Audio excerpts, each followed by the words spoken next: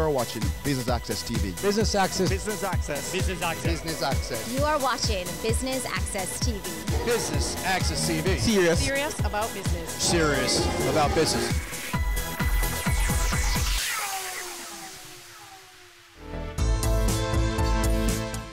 Welcome to part 2 of BATV's coverage of the Driving Financial Inclusion with Digital Payments Conference happening right here at the Bank of Jamaica.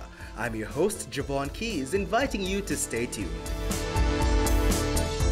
DBJ, in collaboration with the Inter-American Development Bank, has embarked on a program of financial inclusion, or assisting with the development of the and also assisting with the development of the micro, small and medium-sized enterprises.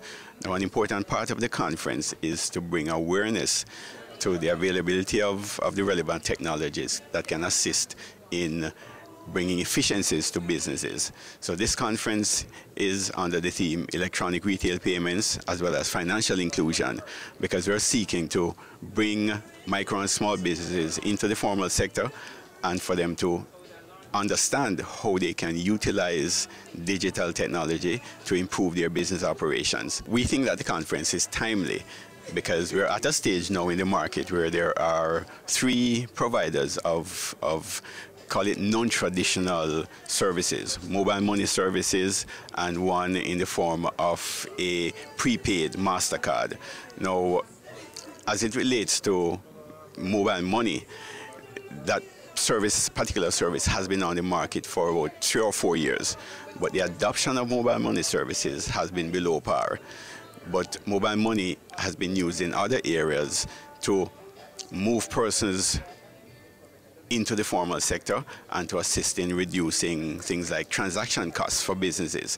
So we think it is timely now that our MSMEs seek to adopt this technology as they move towards improving business efficiency. As it relates to the presenters, we endeavor to bring presenters who are already in the space, persons who are aware of the technology, and persons who could contribute and help in convincing microfinance organizations as well as other stakeholders of the importance of moving Jamaica in this direction.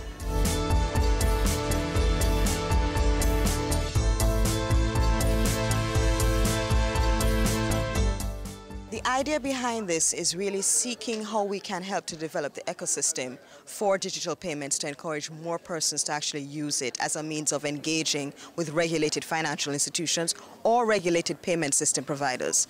The thinking behind it is that you have to understand the customer's perspective, remove the pain points, understand the provider's perspective, and facilitate the flow of business and funding, because this financial inclusion project is part of a broader project to empower Jamaicans to actually engage in the global economy. First of all, I think we need to redefine ourselves. I think we limit ourselves unnecessarily. Jamaicans, and Jamaica is actually on the cusp of becoming first world. We're an upper middle income country. We have sacrificed greatly in terms of financial sector reform. So what you see in the ERPS guidelines, the Electronic Retail Payment Services guidelines, is the creation of the regulatory framework which speaks to consumer protection, speaks to agents, speaks to the nature of the product design, and we go through a rigorous assessment of the product, which means that when a consumer now uses an authorized ERPS product, they have confidence that Bank of Jamaica has looked at the issue, looked at fit and proper, looked at the agent network, and even looked at the mechanisms to protect the consumer. So, of course, data protection is critical, but what also needs to be remembered at each point is that this is a means of facilitating payments. So we have tiered levels because we understand that the transaction volume and the value of each transaction is important to the individual customer. So it's all being done from a customer perspective as well as ensuring you develop the ecosystem. We are about empowering Jamaicans and empowering our financial institutions and providers by bringing them together in a forum where we can speak about the areas that need to be improved upon and addressed. And the main takeaway for the Jamaicans would be that we can actually use digital payments to facilitate business and facilitate it easily with confidence, knowing the payment will go through, knowing that it will reach its intended recipient, and knowing that you have confidence at the end of the day, your wallet, your mobile wallet is in fact operating as it should to protect you.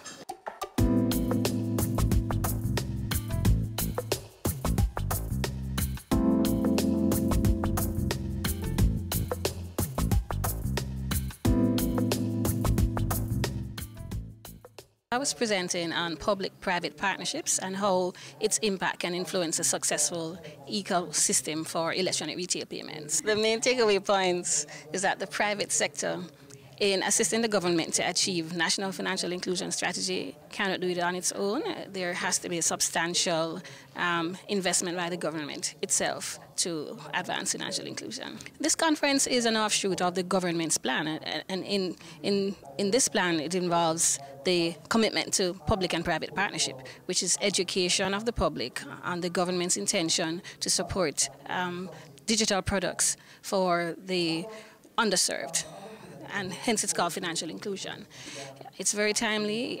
Digital evolution, it's becoming faster and faster, and the sooner Jamaicans are made aware of the opportunities, the sooner the investors, all stakeholders, and the consumers can participate.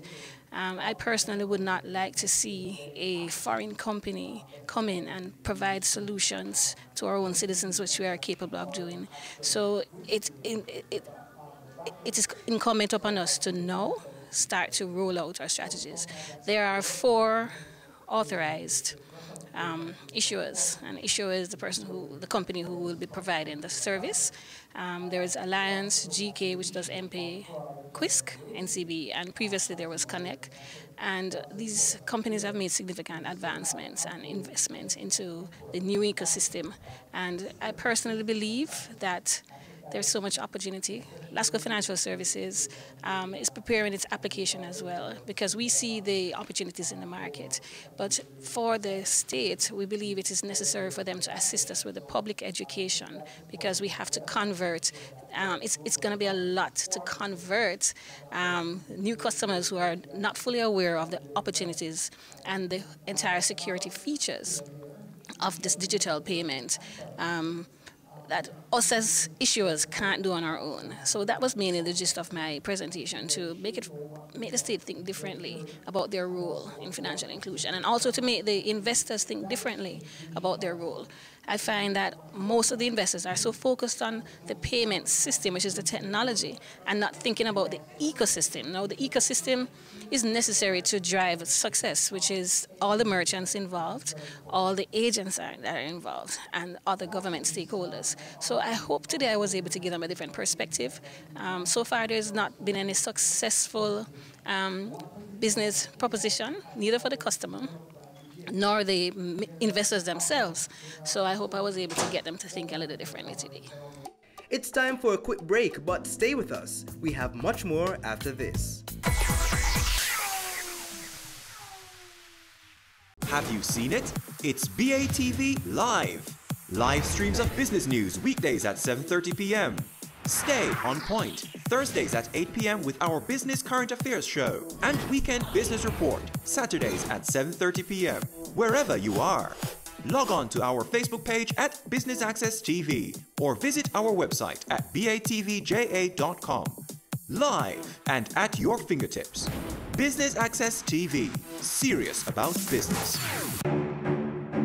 Go for God Family Church. Today's message is for those of you who thought that Jesus was finished. Inspiring messages. I'm here to tell you today that you are excellent. God is excellent. Empowerment from biblical motivation. To be glorified means to endow with authority. A woman is a powerful, creative being. Join Pastor Christopher Morgan and the Go for God team as we go for God. We're taking you beyond our shores, across the region and around the world. Every week, BATV gives you in-depth reporting on the major stories that gripped headlines in the Caribbean and on the international scene. Join us Sundays for This Week Abroad. Business Access TV, serious about business at home and abroad.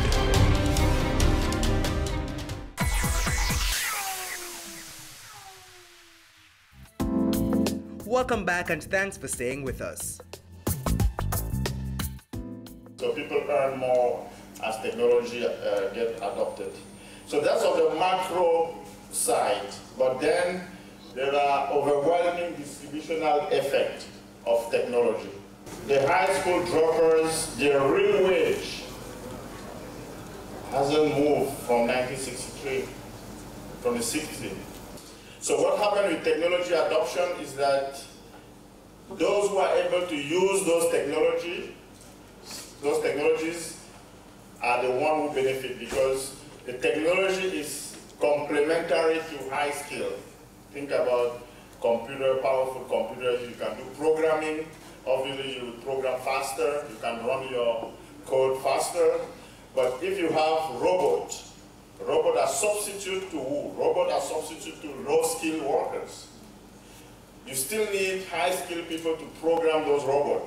So in equilibrium, you would have more higher real wage, higher productivity for high-skilled workers, and lower real wage for low-skilled workers. Because the demand for those low-skilled is lower because they get substituted with robots, but the demand for high-skill is higher because you need more high-skill people to program and to actually operate those robots.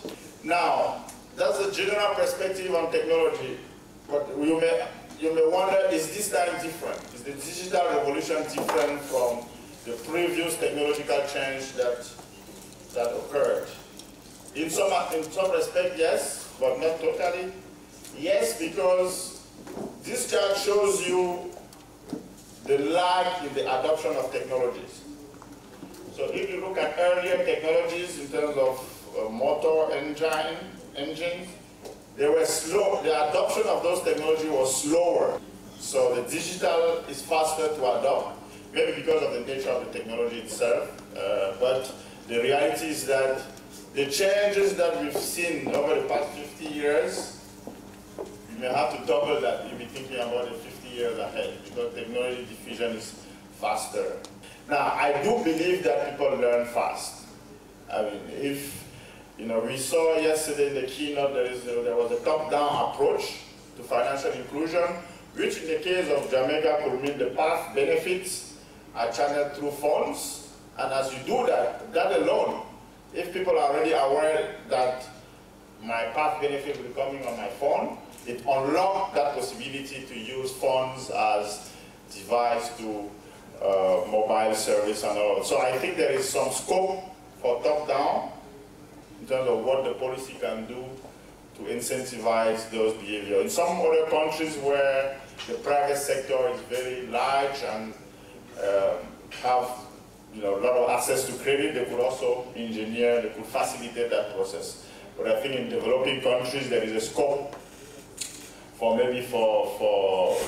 government to kind of fuel the process. I was essentially looking back and to see how what has been the impact on technology, on work, technology on distribution.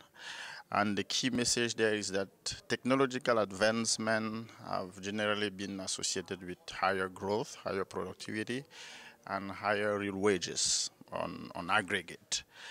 But they also come with some challenges because when there are new technology, some people get displaced because some new jobs get created as a substitution to some of the old jobs. So usually technology are more skill biased. So those people who have skills are complementary to technology. Like if you need robots, you're essentially substituting low-skill jobs. But those people who can operate the robots and program the robots, those are the people who, in the first instance, benefit the most. Now, that could lead to polarization of income. So you may have more inequality because the more skill get more and the low skill get less because they get substituted by the machines, right? So the question there is what can policy do? And this is one of the questions that I was trying to provide an answer to, drawing on some work that has been done at the IMF on technology and the future of work. And essentially, there is a taxation and spending policies that could be adopted. First, to make sure that the unskilled can keep up with technology in terms of upgrading their skills. And number two, how to finance that. Because if the government wants to spend more in those areas, there is scope to raise taxes. And when you think about tax, you don't want to tax the income of the person earning more because he may work less. So you don't want distortionary taxes. You want consumption type tax. So in that model, they try to see if taxing consumption to finance more education spending and providing some transfers, how can you redistribute the gain of technological change? So you keep the growth, so you keep the fact, you don't prevent technology from occurring, because one of the nature of the growth and development is that new sectors comes up, some jobs get destroyed, and as long as there is no distortion in the process, you shouldn't prevent the process. And that's what policy can do, you know, in terms of using taxation and spending to make sure that although the aggregate gains of technology are protected, you also take care of the non-so skill in terms of upgrading them. We take our final break, but don't go anywhere. We have more highlights for you after this.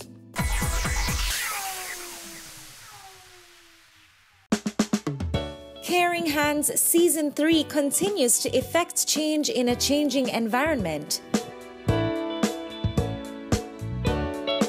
Many of us were raised by grandmothers, right? So, I mean, we know the wisdom that these people have. Going beyond business. The little leaders of today are our leaders of tomorrow. And with the proper education, we'll have very good leadership coming from that. That's Season 3 of Caring Hands, creating change and shaping lives, every Sunday at 5:30 p.m. on Business Access TV. There's only one recommendation for funding that is ever going to come from me, and that is funding from a bank. This is the cost to build, and it includes every nail and screw for the building. Our motto is building communities, building a nation. Get in the know with the world of real estate with Business Access TV's Home Sweet Home, Sundays at 4:30 p.m.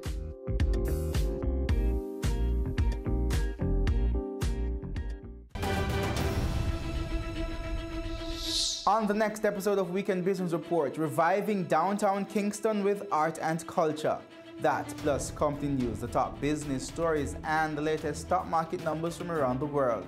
That's Weekend Business Report with me, Kenil Gale, this Saturday and Sunday.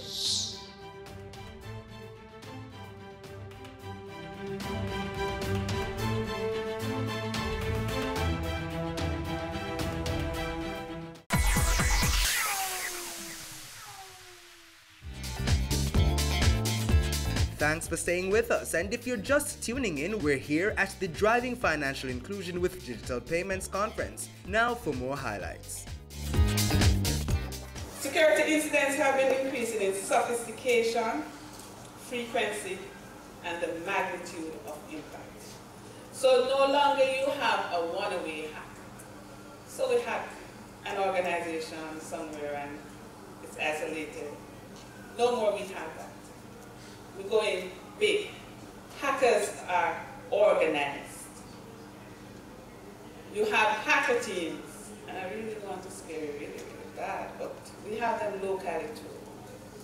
And on these teams, you have the person who is in charge of personal data.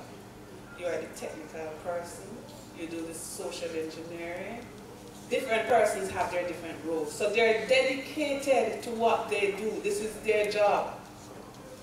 Figure out how to get into a certain amount of accounts and take out the money. These incidents, as I have alluded to before, affect the reputation of the company, their finances, and even their physical assets, because they can take down your networks. This undermines your competitiveness and your ability to innovate and position yourself in the marketplace. You can suffer tangible, physical, or economic harms. Security incidents can impose significant costs on an economy as a whole, eroding trust and spreads across sectors. The attacks themselves may be intentional. So they may sit and plan for a year that look, we're coming for Bank of Jamaica. However, it may also be unintentional. You may just have that one user that clicked on the wrong thing. A lot of times, that happens. What are some of the ways in which this can happen? Now, research has shown that the biggest security issue in any organization is the human factor. So you spend all this money and you buy the latest firewalls and you have all the policies in place. But if your users are not aware, if they don't know that Mr. Morrison's name does not have an S, it can cause a problem. So you have to be aware, you have to be really conscious of these things. Think about it. You must have policies and procedures in place.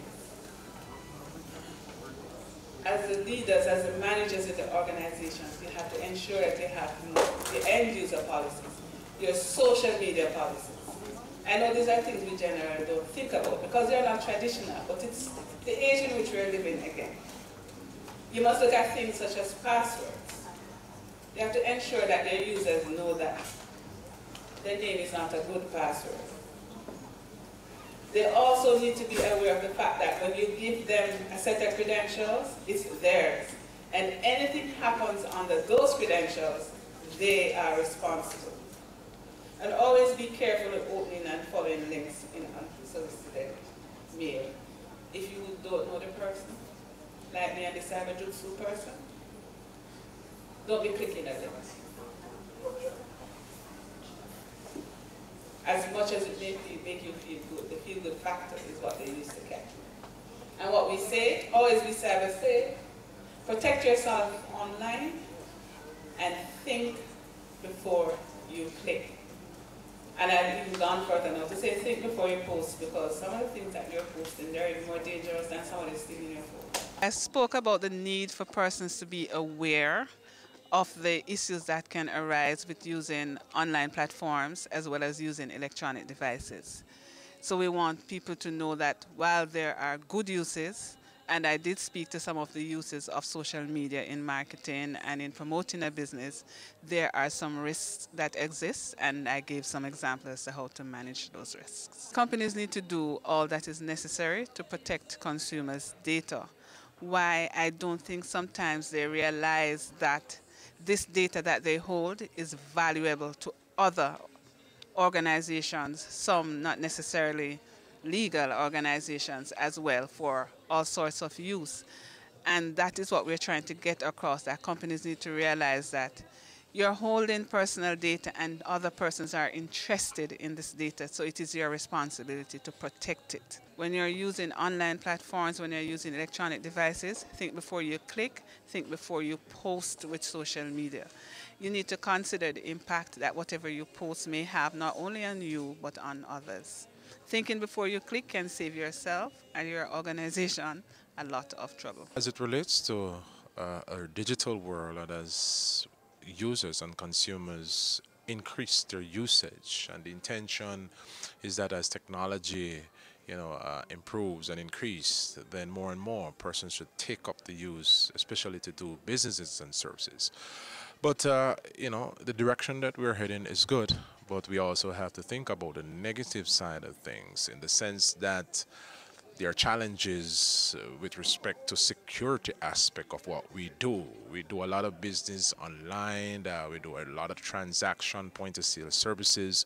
All of these things, pose risk and threat for the consumers. Criminals are out there, they're understudying and looking at how things move on and progress with respect to businesses, whether it's online businesses and things like that. They can get involved in studying your patterns of usage online. Say, for example, if you pay bills online, if you shop online, normally you'll put your information about your card online, your PIN number online. Criminals can now send malicious software to your smart devices. Once it gets on your devices, these criminals now have access to your information. it dumps things like keyloggers. So when you're ready to put your card number in, they capture that number. It goes as far as turning on your camera system and turns on your audio system. Sounds very scary, but indeed it is so. I'm not here to let persons become paranoid, but becomes aware of the possibilities that are out there. Sometimes you go to point of sale to do your transactions. We have to be careful of the persons that are accepting your debit and credit card, because sometimes they work with the criminal underworld. They get things like skimmers, a similar thing to your swipe when you take it to the supermarket or gas station.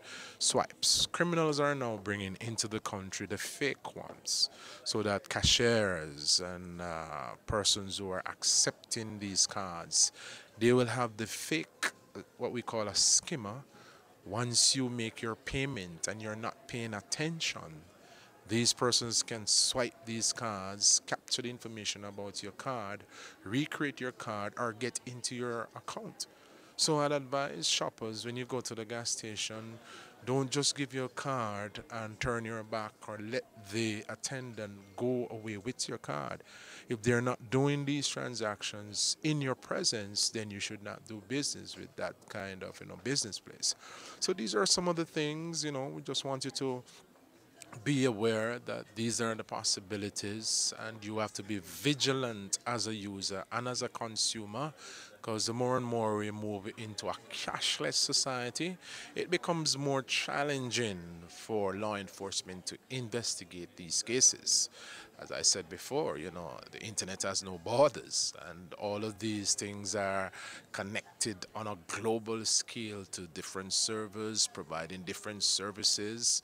And sometimes you have persons out there that can hide their criminal activity. Say, for example, an IP address.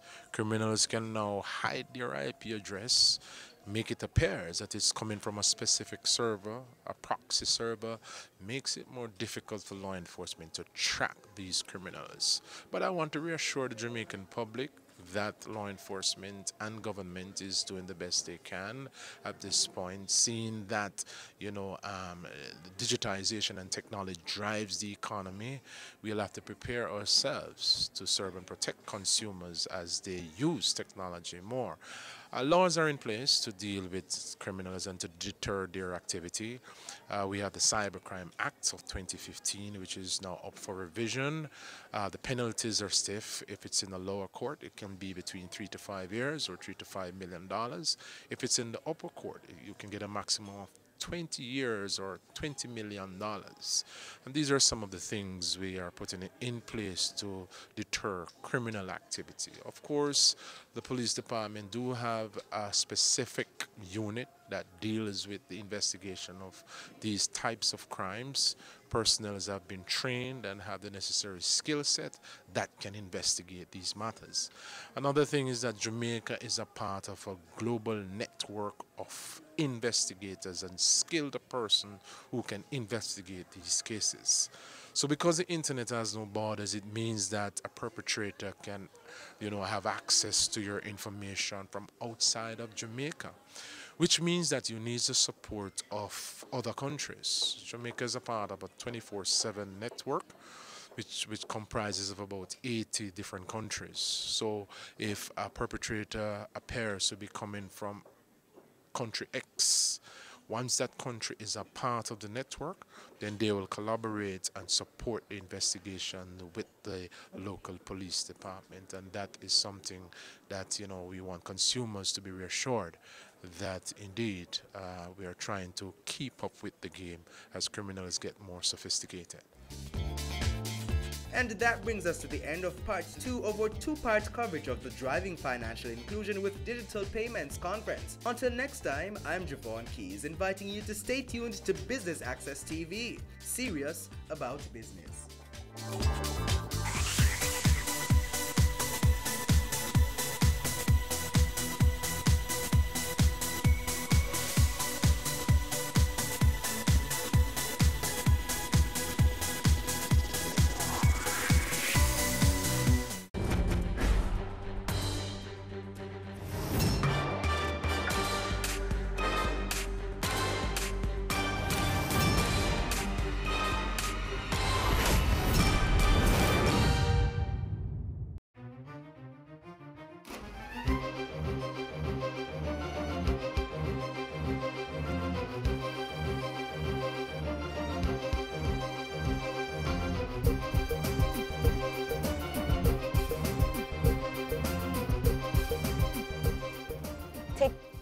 tick.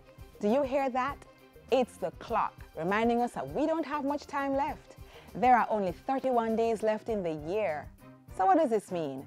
We have to make the most of the time we do have left by doing the things that matter the most, such as tuning into your favorite television program, Jamaica Magazine.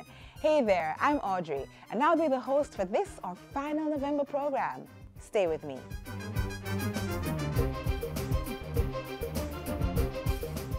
Hear this.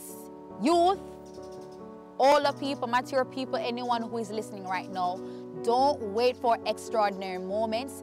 Seize small opportunities and make them great. I've learned that through this experience. So if you have an idea, there's something that you want to do and you have not sought out an avenue, trust me, the time is now. Get it done.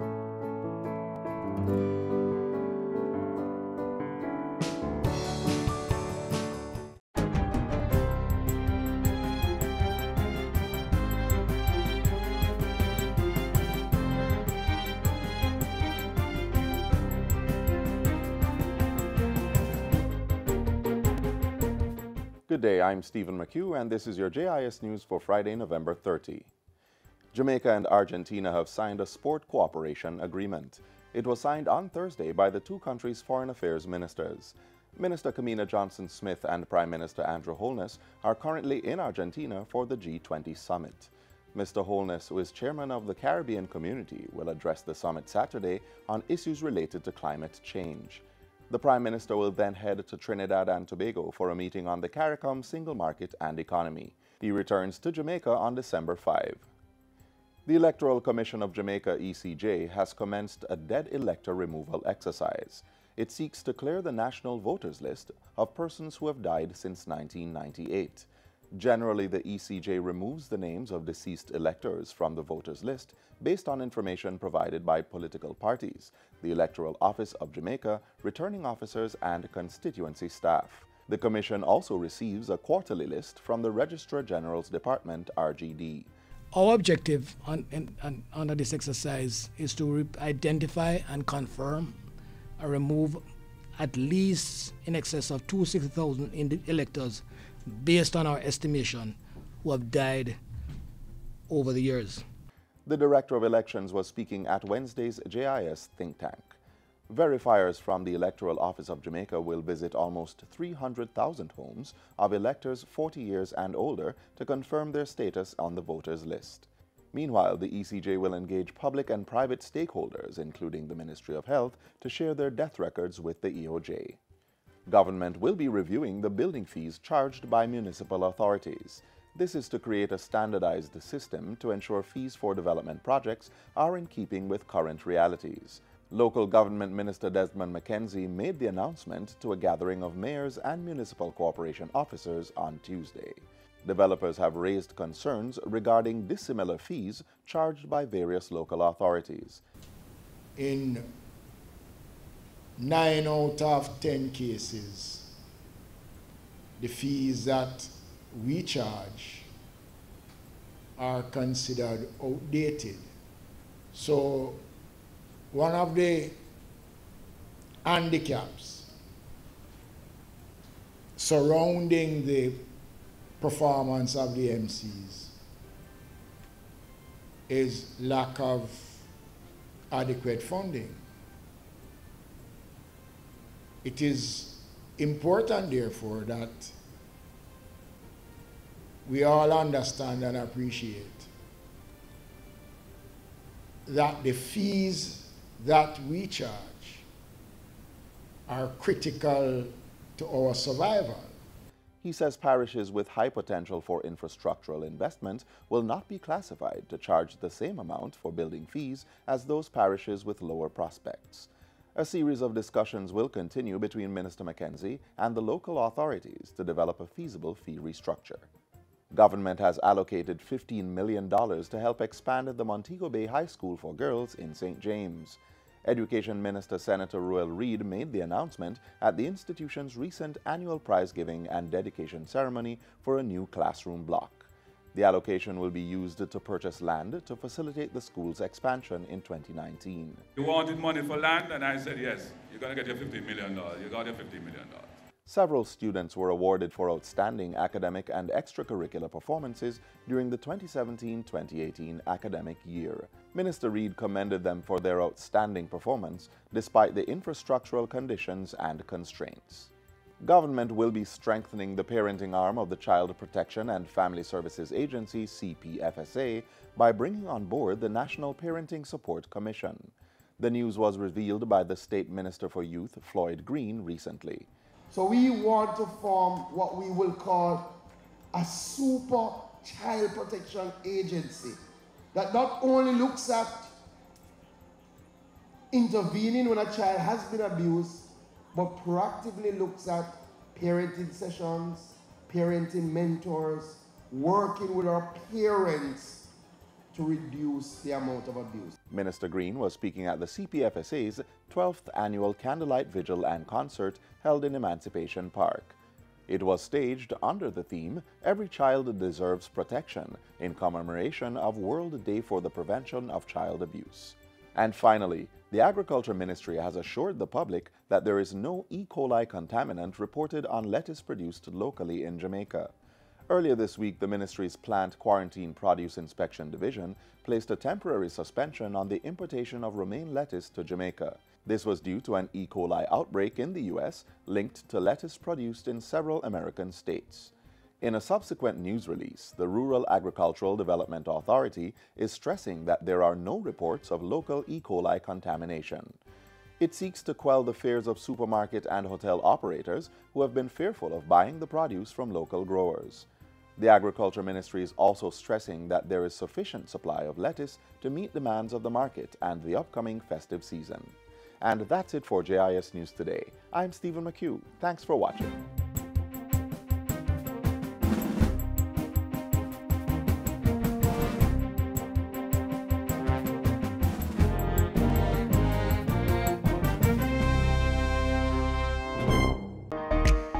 Good day, ladies. We're going into communities to identify persons on the voters list over 40 years old who have died, so the EOJ can update their voters list. Oh, Derek can't come off of the list now in the last year I'm dead. Exactly. From November 2018, the EOJ will be conducting a special exercise to remove the names of voters that have passed away from the voters list. You can help. Call the EOJ at 888-991-VOTE. For more information, visit our website at ecj.com.jm. Did you know that the Ministry of Finance offers several international scholarships to Jamaican citizens on an annual basis? Yes, they do. And the lucky recipients who receive these international scholarships are required to serve a bond of 5 years upon returning to the island. For more details, watch this.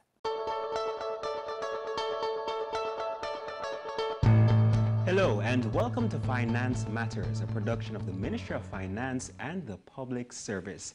I'm your host, Daniel Pasley, and today we'll be focusing on the bonding policy within the scholarships unit, and it is an integral part of the offerings that are provided by the Ministry of Finance and the Public Service. And here to speak to us about some of the aspects of the bonding policy is Miss Danielle Hall, and she is with the Scholarships and Assistance Unit at the Ministry. Thank you so much for coming once again on our program. It's my pleasure. Thank you, Danielle. Now, when we talk about the bonding policy, let's break it down for us. What does that mean? Okay, the bonding policy is an aspect that is tied in with the scholarship itself. When citizens receive scholarships through the donor agencies and countries, the government of Jamaica is partnered with the countries. So they make an investment in our citizens to study abroad or locally. The bonding policy really is for citizens to return to Jamaica or remain in Jamaica to do a service period. And by this we mean they're required to serve a bond of 5 years. When they go and study, say a student goes and study entrepreneurship in, give me a country, Daniel. Cuba. In Cuba, right. So when they go to Cuba and they come back to Jamaica and they start their own business, they would have garnered skills from the Cuban institution, tying in with their Jamaican knowledge, and they have their business and they would have employed other persons, other Jamaican citizens, that is. And now we're seeing the skill set being displayed here in the country. So that really is what the bonding policy is. But the bonding policy, I must tell you, Daniel, means that you must serve within the public sector. So you're serving the government of Jamaica. And as it relates to the application process, how can persons access more information? And is it a case where they can do it online, or do they need to come to the office? No, we have a simple 6-step process for the scholarship. And I think we break it down like that to make sure everyone is clear as to what it is that they should do when they're applying. So and the first step is to visit the ministry's website, and that is www.mof.gov.jm/scholarships. And on our website, you will find the available scholarships. Now, persons tend to call in and say that they're not seeing a particular scholarship.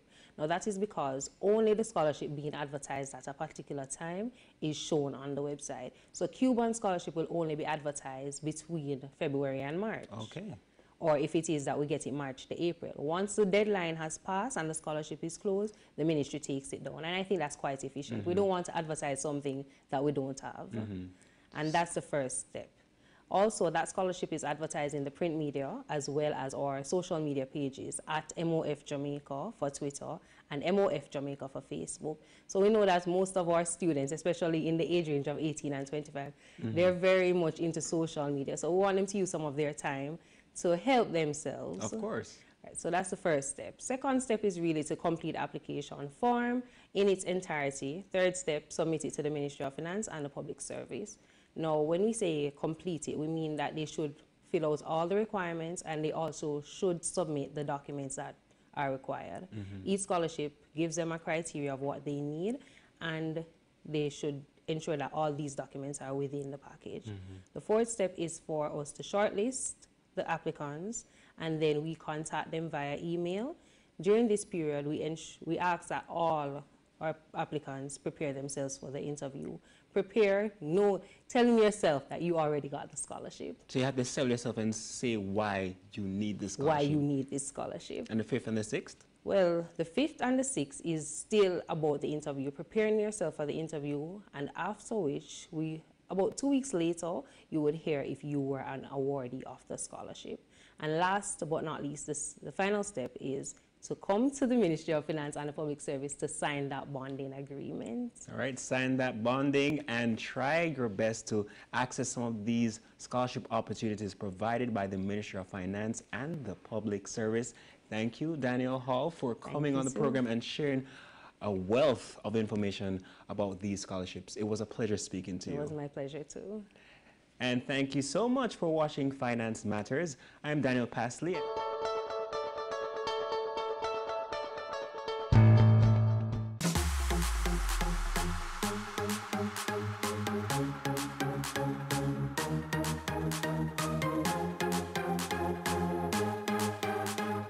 We really want all of you to start thinking about how are you going to level up this November. And level up for us starts with self. So it's really a call to action for you to look at yourself and to see what can you do better, what more can you give, what more do you want to be. So we want all of you to use Youth Month to recommit, to do more, to do better, to go harder. But not just for self, but for communities. Because we believe that young people can change communities. But more than that, level up in your own lives so that we can level up Jamaica. Level, level, level up.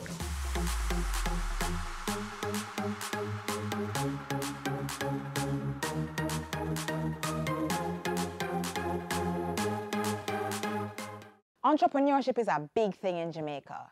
More and more Jamaicans, young and old, are realizing the need to become their own bosses and are taking up the bold challenge to do so. Junior Achievement Jamaica is helping. Here's how.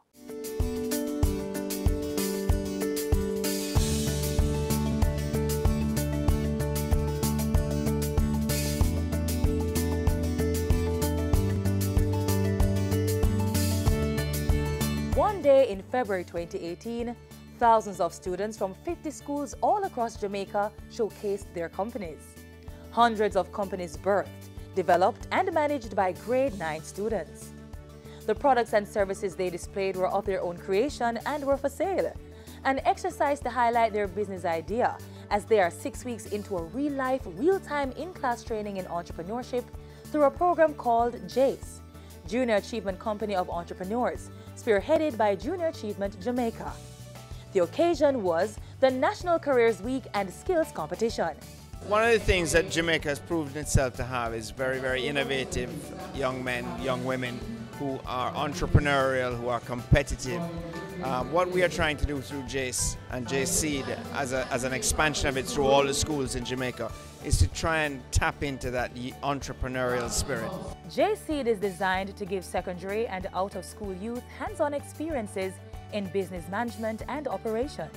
The program focuses on entrepreneurship, financial literacy, and work readiness, and is geared to help improve the skill level of youth as they inevitably move into the workplace.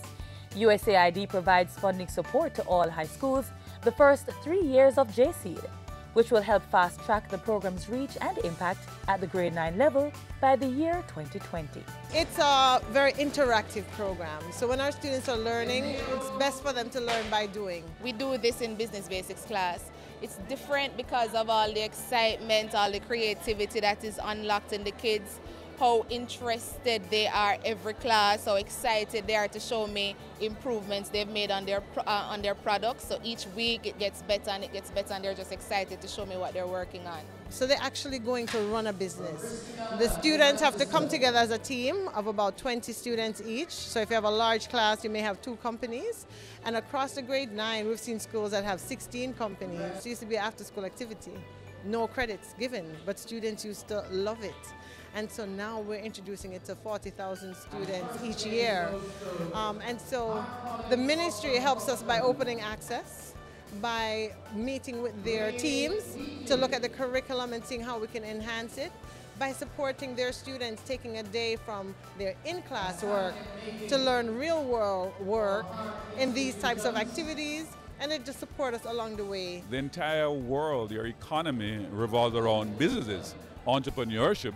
And so as we use our education and training system to prepare students for the future cannot be bright or sustainable unless we have new creative minds, ideas that are bankable, new products, whether value added or otherwise, that we can create, that we can monetize, sell to our local population, as well as export to earn foreign exchange so we can sustain our standard of living. My students are very energized, they are very enthusiastic, very happy. It is not a chalk and talk. They are able to walk around the classroom, interact with each other. It's made me realize that being a responsible person isn't very easy, and it makes me appreciate getting just homework more, because it's not as hard as creating a business. It was very informative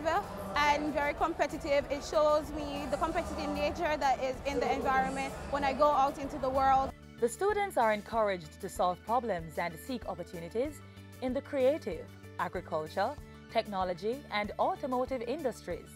And throughout the 16 weeks, the companies come together over several competitions and are judged as they vie for trophies, medals, and National Company of the Year. So basically we were looking for creativity, point-blank innovation, students thinking outside of the box. How do they utilize materials around them? Are they solving a problem? Are they creating something that is effective within the society? As the students go through the JACE Seed program, they're expected to develop leadership skills, business acumen, and gain local and international exposure. But all this would not be possible without financial support.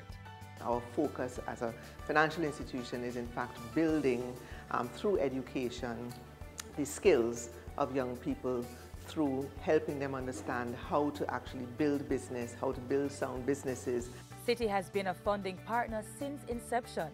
JPS has now joined on as a national partner. More partners are needed to mentor students as they transform their future opportunities. And that's really what we're about. Can we get enough young business people coming out of schools to make sure that Jamaica has a bright future in terms of its economy.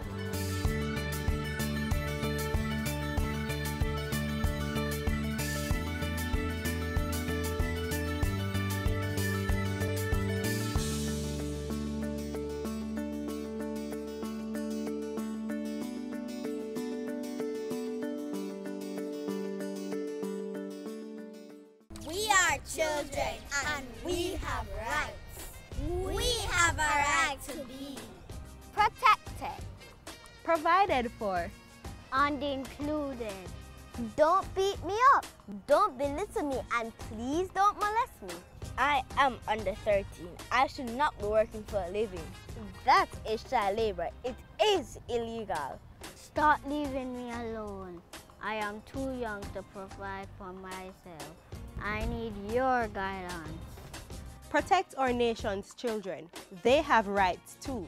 To learn more about children's rights, call or visit the offices of the Child Development Agency. As we close out Youth Month 2018, I want to take this opportunity to remind you that you can never truly protect and care for our children and young people unless we put measures in place to ensure their safety in the home, at school, and on the road.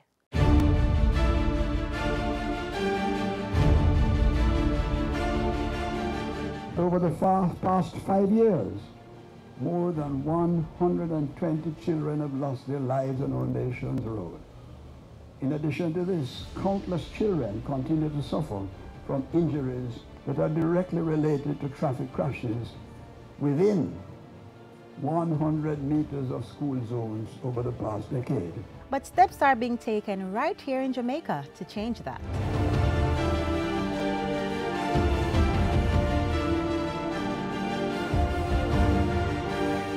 Yes, ma'am.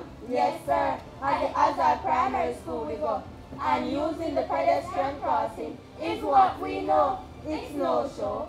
Walking in a row is a good flow. But using the cell phone on the road is a big no-no. Using the sidewalk is a great start. It will prevent shattered body parts. Hazard Primary School is the first of 18 schools selected under the X Marks the Spot School Crosswalk campaign. And this is a collaboration with UNICEF Jamaica and FIA Foundation. And we selected Hazard Primary through our Child Road Safety Assessment research and report, which was recently published. And we've identified the vulnerabilities where children who are journeying to and from school face several challenges getting to school. To reduce the vulnerabilities and the challenges faced by the over 600 students at this Clarendon-based school, a number of infrastructural upgrades were carried out. The Hazard Primary School was selected for this infrastructural upgrade, which includes a pedestrian crossing, bus lay-by, and the sidewalks to ensure the safety of the children attending this school. As it is now, they're already practicing, learning to use the walkways and the crossing, and the wardens are there to sort of help them cross the street. And I mean, overall, it's going to ensure that the children are a little bit safer. When the cars are bringing the students to school, they normally come over on the sidewalk where we are supposed to walk. So now we have the sidewalk that we can walk on, that they cannot come over on the sidewalk and kind of hurt us or anything. And that's not all. The school will get a facelift with beautiful artistic designs done by student volunteers from the Edna Manley College of the Visual and Performing Arts. We approached Edna Manley because we wanted to bring a little excitement to the project, so we thought art is a good way to spread messages. It translates well on social media because it gives us good visuals. We didn't want to take stock images, we wanted young people's ideas, and so we approached the school and they said sure they would be interested, and so they came up with these designs. These are their designs and the designs that will go on the sidewalk leading to the crosswalk. So they were interested, they came up with their designs and they're here painting away, and they will be working with us on all of the schools as we go forward. To conclude phase 1 of the project, 2 other schools will receive similar road infrastructural improvements, and before you know it, it will be time for phase 2. Over the next 3 years, we will be carrying out this work in 15 other schools on a phase 2 of X Marks the Spot. The projects cost approximately $1 million and was made possible by a number of sponsors. I just want to say thanks to Jane Foundation and UNICEF for their effort and the support and seeing the importance of having this crossing section at the school gate that I know will benefit the students tremendously. When parents are assured that their children will get to school safely, they will be more contented and the children themselves will be happier knowing that they'll be safe.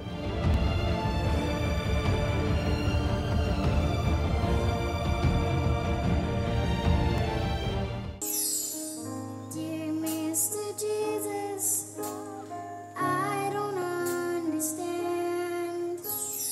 why they took her mom and dad away. I know that they don't mean to hit with wild and angry hands. Tell them just how big they are, I pray.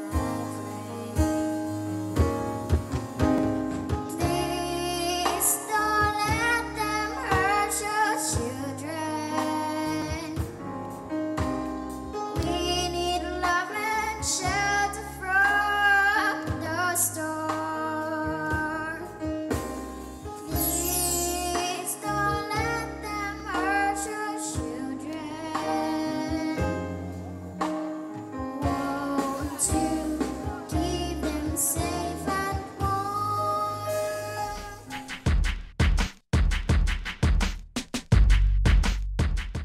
As duty bearers, we must create an optimal experience of childhood, an environment that builds resilience and conditions that nurture a positive future for each child. Whilst most children have the full range of human rights, we are aware that there are significant groups of vulnerable children and young people for whom adequate human rights protections remains a difficult challenge. Together, we can strive for Vision 2030 Jamaica, one where every child has a healthy and safe childhood, the opportunity to learn and a voice to speak for themselves.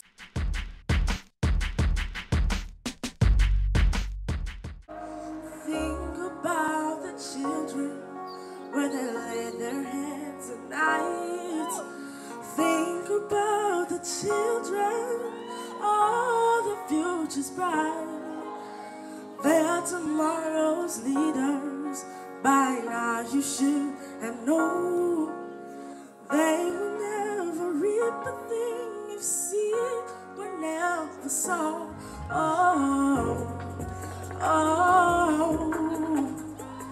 Children are crying.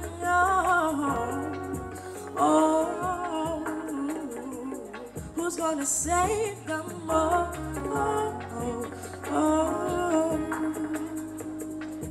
Tell me what you're gonna do.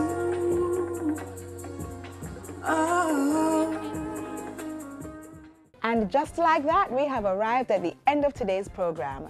Thanks for staying with us. If you enjoyed today's show and want to watch it all over again, simply visit our website, jis.gov.jm, or our YouTube page. You may visit us on Twitter, Facebook, and Instagram to learn more about our rich cultural heritage.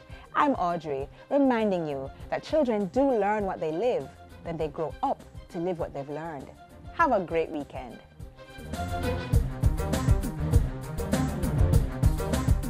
This has been a production of the Jamaica Information Service, the voice of Jamaica. Business current affairs you can relate to. Frank, credible discussion. On Point with Kalila Reynolds and Dennis Chung. Dissecting the issues, offering solutions to Jamaica's challenges. On Point, Thursdays at 8 p.m. on Business Access TV.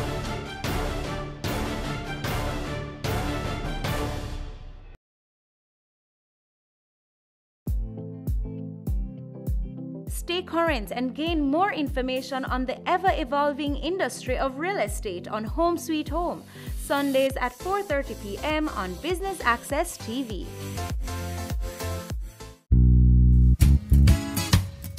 Hey, what up, you guys? It's your girl, Vivica Fox, and you are watching Business Access.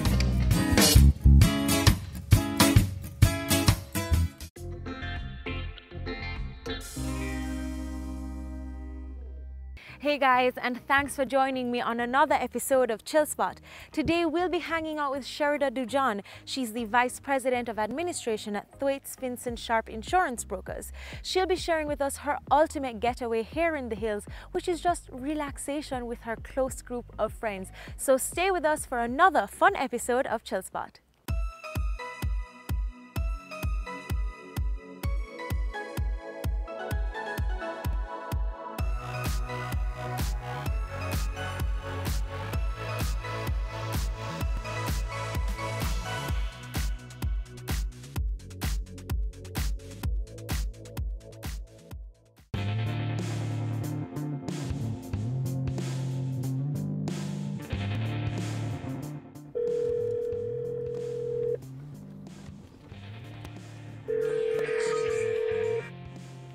Hello.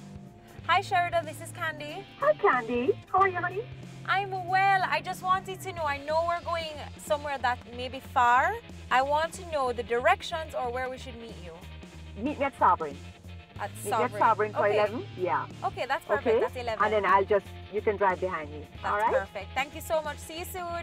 Okay, love. See you later. Okay, bye.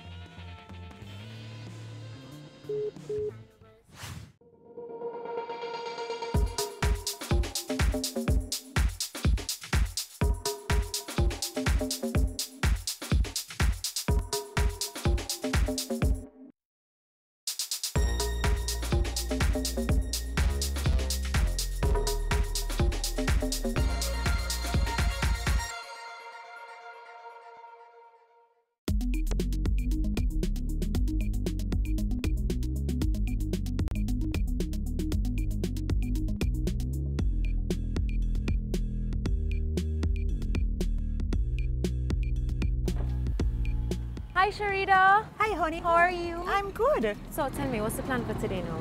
All right, so we're going to go up to my house in the hills and get away from this heat down on the lowlands, right? Very easy drive, so we're going to head to Papine. Okay. And when we get to Papine, we're just going to keep going straight. We're not turning off anywhere. Just follow back. Just, you can't last. Cool, so I'll see you soon. See you later. Bye. Bye.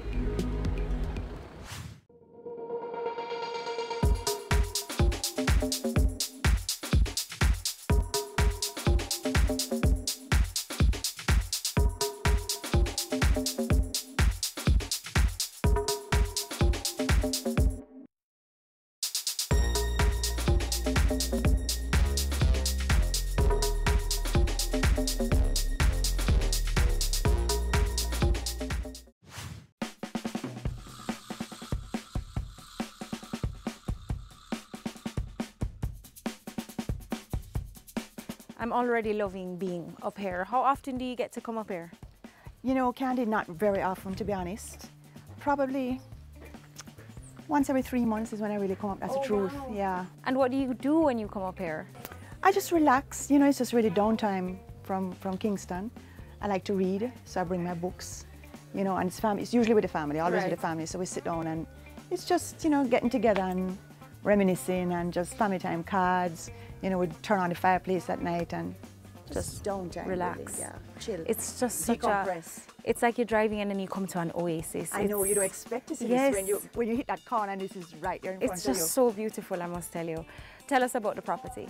I think my parents purchased this when I was probably about 12. So I'm not going to tell you how old I am, but it's a long time ago, okay? It was actually originally owned by a fellow named Hamilton, I think, who had a joinery down in Papine. Okay. So when you go inside and you see all the woodwork, the archways and so on, it was down there. And he had to bring that up on donkeys and just, man, wow. and amazing. And then it was sold to our Colonel Lister, an Englishman, and his wife, who actually lived here. Okay. And then they went back to England when she died. And my mom and I actually went to visit him when I was in my teens, when we went to Lano, yes. And then my dad, my grandfather and a friend purchased the house when I was, you know, a very young child. So it's been in the family since, and it's evolved over time. But originally, to get here, there was no road. And it was just a track, just a bridle track, okay? I understand.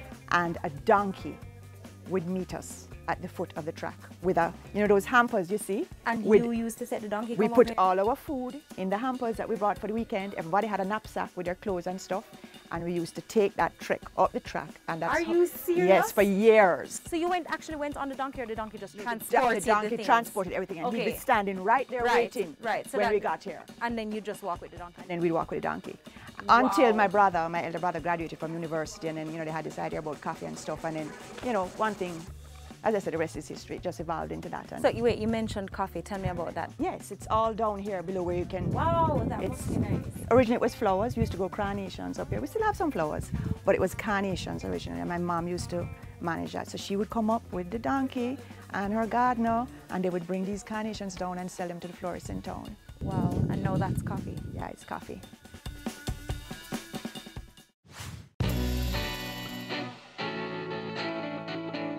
So what do you have planned for us for today? Well, you know, since the drive was a little bit, you know, winding, we probably can have a little coffee or a little wine or whatever you feel like. We can sit down and chill for a little bit, and then we'll have some lunch and, you know, just shoot the breeze. All right, sounds like a plan. And I'm excited to see what's inside. Oh, well, let's go. Come right in, my friends are here and you can meet them.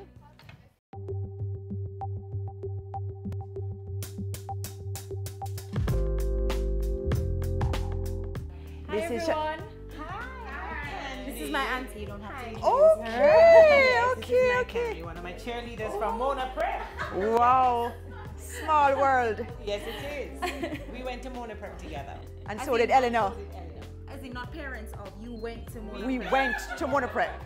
And we were not in the first year, okay? Not the first cohort. No. Okay, so this is Sonia. Hi. Nice to meet you. And Carl. No, you face from somewhere. Where could it be? It could be Kai and Chad Williams. Oh, those are my cousins. You see, it's a small world, so you would know my son. Your son is? Israel. I do know Israel. Wow. I do. Wow. Okay, this is going to be a great day, girls. Everybody knows everybody. Small world. Yeah. Good to see you too. And this is Sharon. Hi, Sharon and I actually work in the same industry. And her husband and my husband are really good friends. Hi, Sharon. Yeah. And that's Pretty Rosie. Hi, Pretty Rosie. Whose husband I knew long before her, okay?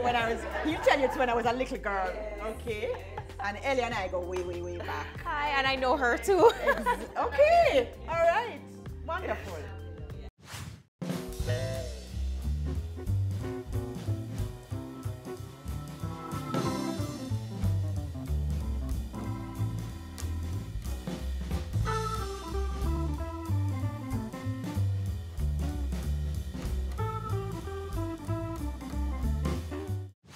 Coming up. And I want to get you guys involved. Tell me a little bit about Sherida. How would you describe her? I would describe her as OCD. Love her to death. She's a girl just of my own heart. She did mention she was a perfectionist. Oh, yes. Yeah. You know, is that what you're really trying to say?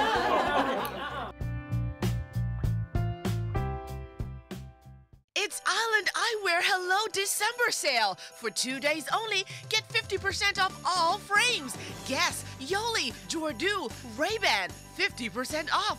Visit any Island Eyewear Friday, November 30th and Saturday, December 1st and get 50% off your frames plus free eye test. Conditions apply. It's Island Eyewear Hello December 2-day sale. Call 630-1180 or visit islandeyewear.com.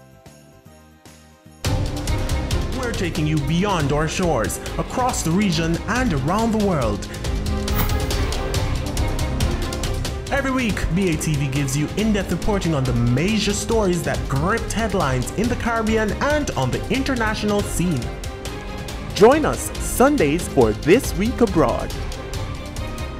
Business Access TV, serious about business at home and abroad.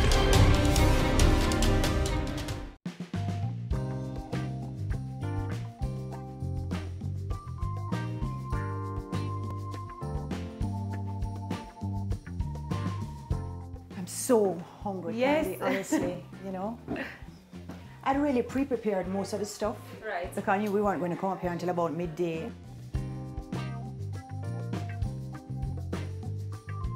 So what will we be having for lunch, Sherida? It's going to be a very light kind of lunch, yes. Candy. So we're going to have a lobster salad, a chicken salad, Lovely. a nice garden salad, I'm going to do a pak choi salad. So I'll make that up here. Right. So, you know, To we give me some you have French to bread. tell me everything and show me everything, you know, so I can go home and do it too. Promise, and it's easy and quick.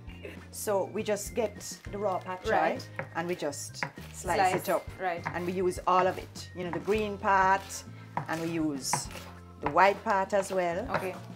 It's a really quick, easy Salad. recipe. Yeah. Yeah. We have some stuff that we add to it and a nice sauce that we do as well. Oh, lovely.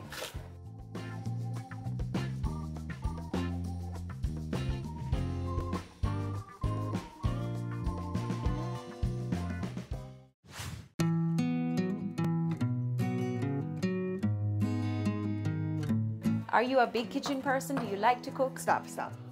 No. I don't like to cook and I cannot cook. Okay? I don't believe No, you. I swear to you, I can't. There are a couple of things that I can do well, but they're few and far between. Right. And I think it's just part of my personality where if I can't do something perfectly, I don't want to do it. It's not a good thing because then you Right. don't, you know. You don't get to do a lot of the Exactly. things, right? And I'm a foodie. You'd never believe it. Looking at me. You know, some people eat to live. Right. I live to eat. So I know what good food tastes like. If I can't cook it like that, I'm Right. not interested. You're not going to bother? No. Well, I'm excited to taste the food. So even just this little pak choi is getting me very hungry. All right. So I'm ready for the salad. Okay, so let's put it together. So we have all our pak choi cut up here now, Right. Candy. So this dressing that I made before I came up consists of, what is it again? No, soy sauce, red wine vinegar. Miss can't cook. Well, I just write it down and follow the recipe. A little sugar. And then this is ramen noodles. You know that? What? Yes, that it comes with like a Yes, shrimp flavor. yes, right. and the chicken So you just flavor. take out the flavors. I use a chicken one. Right. And almonds, okay? So you just melt a little butter with some sugar, and then you put this in a frying pan and just toss it till it gets brown. Wow. And then when it cools, you just crush it up. Okay, so that's Wow. all. And we're just gonna mix this up now. Okay.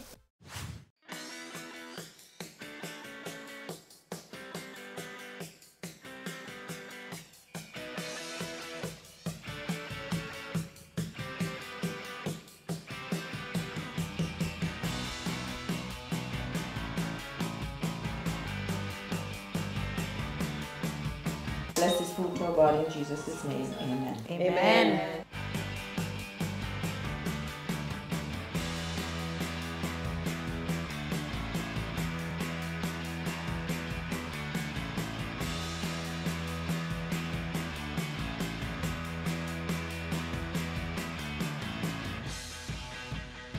First, thank you so much for joining me today. I really appreciate it. And I hope that you're having a wonderful time. Here, here. Here's to another 50. Thank you. Eyes, eyes, Yeah. eyes, eyes.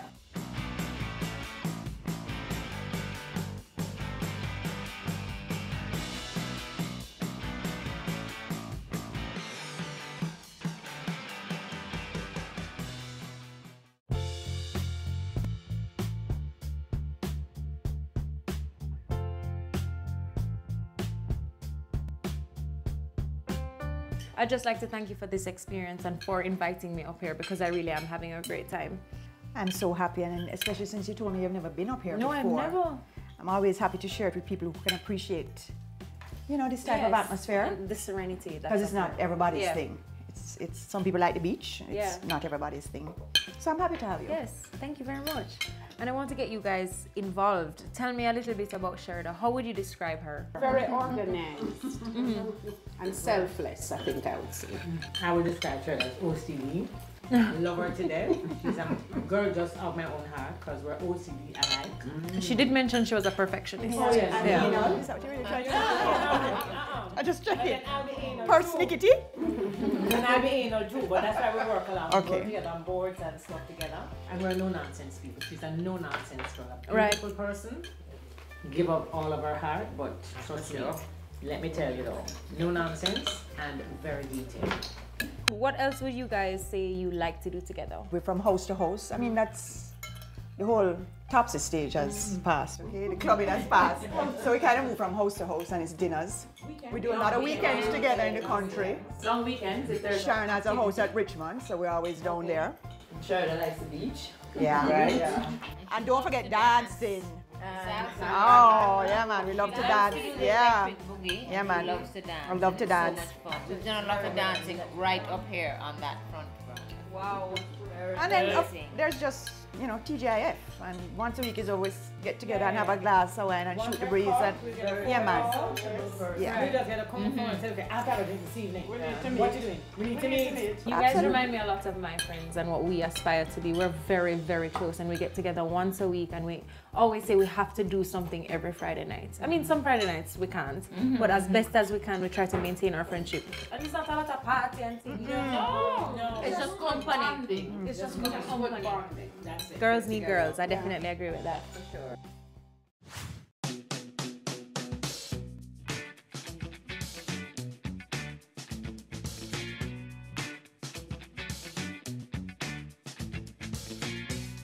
So talk to us about your childhood. Where were you raised? Did you have siblings? What schools you went to? That sort of thing. Actually grew up in an area called Mountain Spring. I don't know if a lot of people go walking up there. It was just an amazing childhood. It was so, every household had kids, and it was just a safer time. So, you know, we'd be outside just sitting down on the curb wall until 12, 1 o'clock in the morning talking. You know, riding bicycles up and down, sliding down the gully side on our bottom, and, you know, hiking up to Jackson. It was just wonderful. And I went to Mona prep school, and then I went on to St. Hugh's. My mom was a nurse and she worked at Natal Hospital, so it was very close. I could just walk across, so that's why we chose that. I really wanted to be a St. Andrew girl. You know, I was a St. Andrew wannabe because all my friends went there, but you know, it just logistically it didn't make sense. And from there I went to Alpha Business College. I have 2 brothers, one younger, one older. I'm right in the middle. And they actually run this coffee business, right? So they're the ones that run the farm up here and all the processing, and it's from the bean to the cup. Wow. So they grow the coffee here. And that's the coffee that we had earlier. Absolutely. It was delicious.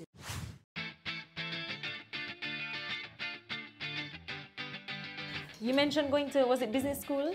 Alpha Business College. Right. Why did you choose to pursue business? Well, it's not really business per se. Right. It was really Alpha Commercial College. But that's a little before your time. I was just about to say, what is a commercial college? They teach you shorthand and typewriting and principles of business.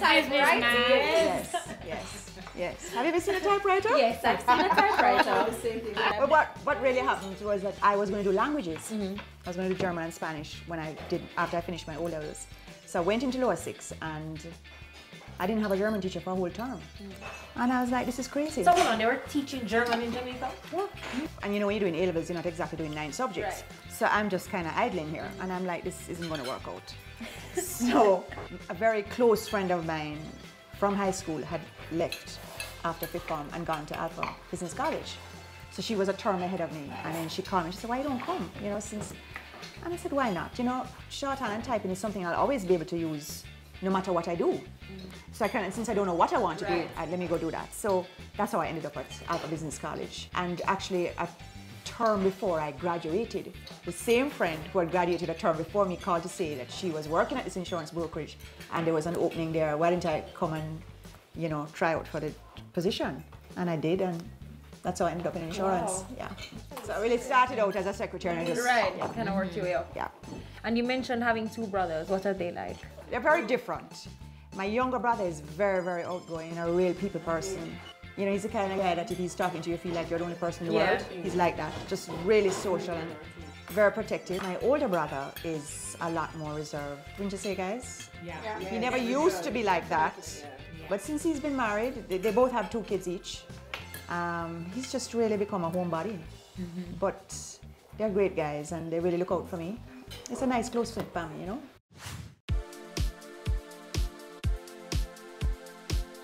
And Sherda, what else do you like to do? What are your other interests? Do you exercise? What else do you do for fun? All sorts of things. So many things, so little time. I love to travel. I do a little exercise. I do Pilates. I love to eat. Yeah, she's not cook. I don't love, yes. In fact, when I travel, that's a big part of travel. I love food. I love to read. I love to dance. Love to dance. I used to dance with at school of dance. I used to be a real soca tetes, but just not anymore. But I love to dance. Usually one of the first ones on the dance floor. And then Carl. Carl is the first person on the dance floor.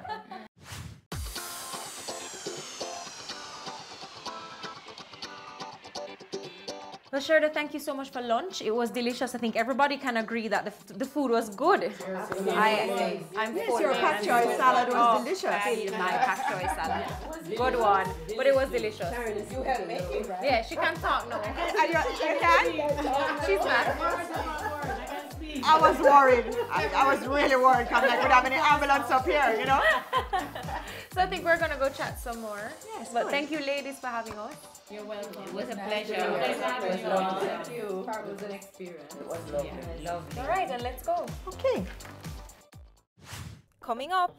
I think generally the public is skeptical.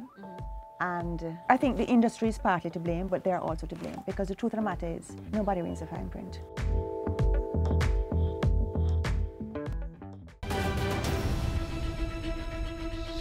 On the next episode of Weekend Business Report, reviving downtown Kingston with art and culture. That plus company news, the top business stories, and the latest stock market numbers from around the world. That's Weekend Business Report with me, Keneal Gale, this Saturday and Sunday.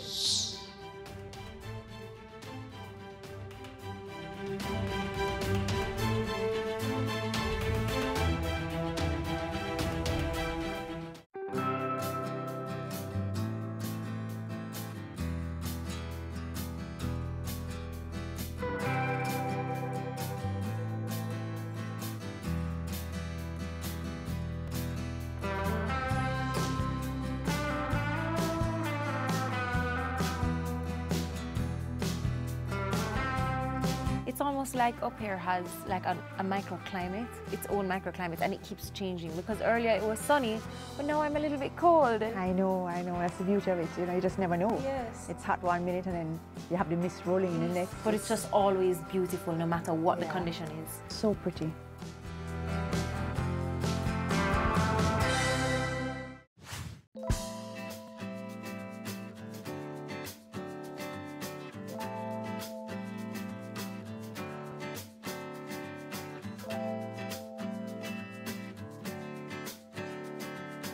So now we want to talk about the professional side of you. You are the vice president. Tell us what your job entails. My responsibilities really are administration. Okay, there are 3 of us in the business, 2 partners that are directly involved on a day-to-day basis, and my other partner really deals with the technical side of, you know, he conceptualizes, and I deal with administration. So basically I make sure that all the documentation is in order, I make sure that T's are crossed and the I's are dotted, you know. It's always outing a fire here and there. They come to you, there's a claim that can't be settled, Mr. John, the insurance company has repudiated liability, and you have to find a way to try and sort it out. Is this something I really want to go and beg them to help me with?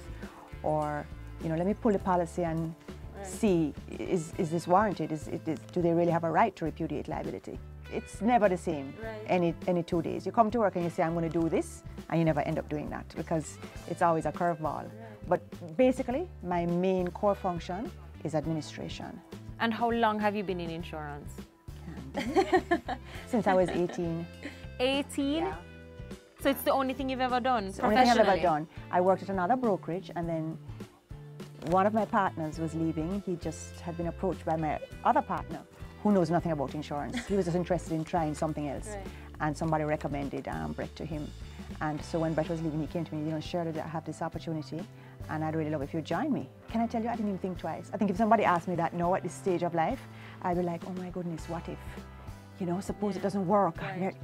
I just went to my dad and asked him for a loan to invest, and that was it. The rest is I guess I had faith in him when I was young, you know, footloose and fancy free, and the rest is history. Yes, you're right.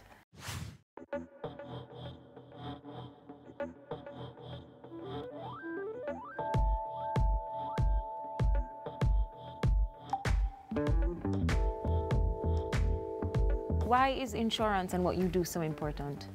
Well, insurance basically is a transfer of risk. And so what you are doing when you insure is transferring that risk to the insurance company. And essentially what I do is I sell a claim. It's an intangible product, nobody can see it. And as a result, a lot of people are skeptical about it because you never really see the value of it until you have a claim. But the truth of the matter is that when you have a claim, it's very traumatic because it means that your house is either burnt down, which honestly, I think besides hearing that you've been diagnosed with a terminal illness, that has to just see everything go up in flames is just horrible. Or your car's been I can't even imagine that. your car has been stolen, your business has been broken into, you know, it's just a very traumatic time. You don't have your car now, so you can't get your kids to school, you can't get to work on time. So it's important.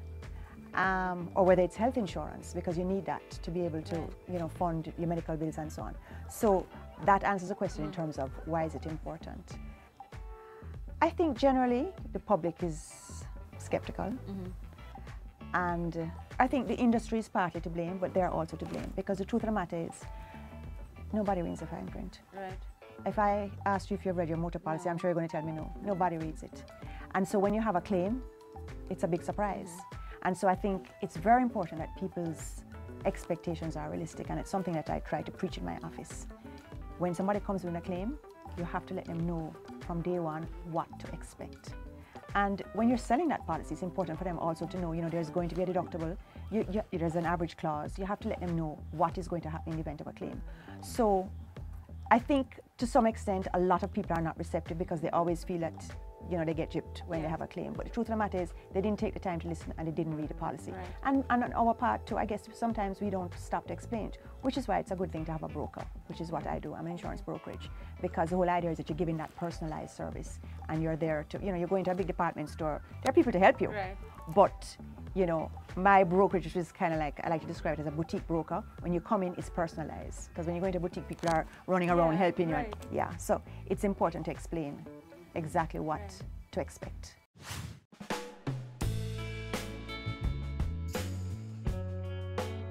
What do you hope to achieve in your industry or for yourself professionally? Well, I hope that, you know, when I retire, which hopefully will be soon, you know, I'll be remembered as somebody that was very professional, somebody of integrity, which is a problem that I have now, and I hope that I'm not, people aren't going to hate me for this, but when I started out, it was a lot different, a whole lot different. You know, somebody's word was their bond, and I didn't even have to send you something in writing. If I called you and I said, could you insure this for me, you know, it was done. I think what is really happening now is really a microcosm of what exists in the society, in that there is really not a lot of new business, because there's, you know, the economy was very stagnant for a while, and so there wasn't a lot of productivity going on. And so the only way to sort of build your business was to take business from somebody else. So the ethics and the standards and the values have really eroded. And I have tried to maintain what prevailed when I joined the industry, you know, 30-odd years ago. And maybe it's not very popular right now, but I hope at the end of the day, once I've left, that my brokerage, because when you talk about me and what contribution I hope to make, I think of my company. I hope that that's how we're going to be remembered, you know, that we are a brokerage of integrity and that we really fight for our clients. We try to not just sell your policy, but to buy you something that, you know, is really what you need, you know, based on your risk exposure. Well, Sherda, thank you so much for sharing your chill spot with us, which was just so amazing. This is indescribable to be up here and to experience this and to feel a cloud. I know, we were in a cloud. Can't say I've never felt a cloud before today. So thank you so much for letting me experience this and sharing this with us. It was my pleasure, Candy. I really, really enjoyed the day. Thank you so much for having me on Chill Spot.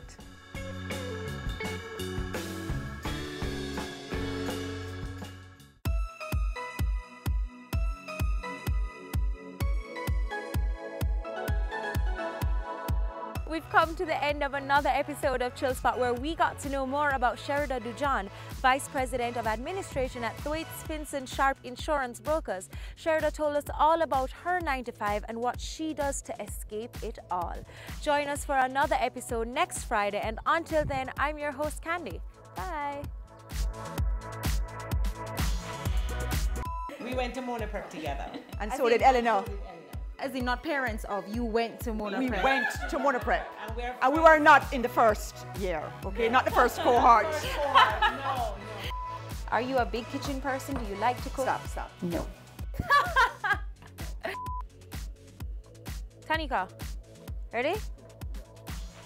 We've come to the end of another Tanika Insurance Brokers. Sherda told think about me. Ready?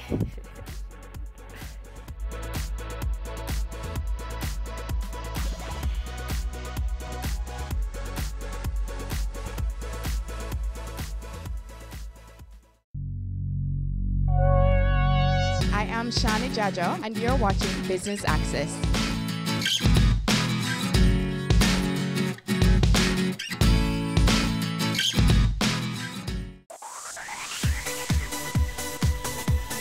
You're watching Business Access TV. Business Access. Business Access. Business Access. Business Access. You are watching Business Access TV. Business Access TV. Serious. Serious about business. Serious about business.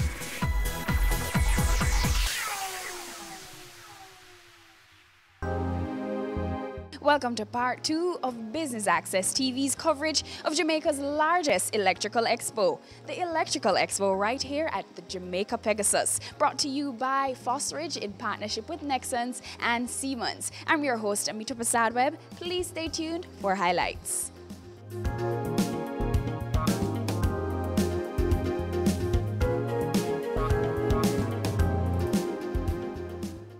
So let's go with an exciting cable, an innovation from Nexans, the halogen-free cables. We are very, like in Nexans, interested in finding new solutions, safety solutions regarding cables. So I'm going to tell you a bit why. So, according to analysis, 98% of deaths due to fire are caused by suffocation and inhalation of toxic fumes. According to firefighting experts, more than 50% of the main causes are due to problems with electrical systems, electrical issues. Easy to install cable solution for residential, industrial and public buildings. So what do we have? So that is in the agenda. So in practice, in a house, you have a different level of installation. Okay, you have the service entrance from the power networks, supply, distribution, and branch circuits. That's for a house. And for a building, it is that way. You also have from the public grid, then you have the service entrance, supply, distribution, and branch circuits. For all these parts, you need cables, no? to do the connections. As to develop other categories, it's 6A and 7A, 10 giga. So it's a lot. And now Nexans is developing the 8A category of cables, which is higher, but it's used for what? For military applications. I don't know if you're familiar with that, but we need the signal is 0 and 1. And now we are developing quantic information that we can go to for four digits instead of 2. So that is the next generation. It's yet an application. It does exist, but for military industry. So it's very early stage technology. But in the future, you will all have your quantic computer. So it's for tomorrow. So it's terabytes, tera, not giga. So it's much more information. Talk to us about the main points in your presentation today. The main points were the safety-oriented cables, halogen-free cables, that doesn't allow the fire to spread. And the other point was the local area network telecommunication cables. What's next for Nexans? Next, we hope to get better brand awareness here in Jamaica, to grow together with Fosridge, and I expect to go back very soon to see you again. Why did you attend? Because the School of Engineering includes the electrical program, which is electrical engineering, and we are always interested in what equipment is available to Jamaicans to see how we can ensure that our students get the best experience. I find science exciting, so it's a learning experience in terms of getting the information, understanding how simple things that we take for granted works. And so it is a good thing that people who, whether you work in the industry or not, it is something that you should learn and understand the things that are actually around you in terms of electricity and the things that you pass on the street. You are passing street lights, you're passing stoplights and so on, and you don't even understand how they really work. And these guys are the ones who will tell you what's the background to all of these things. It's time for a quick break, but please stay with us more when we return.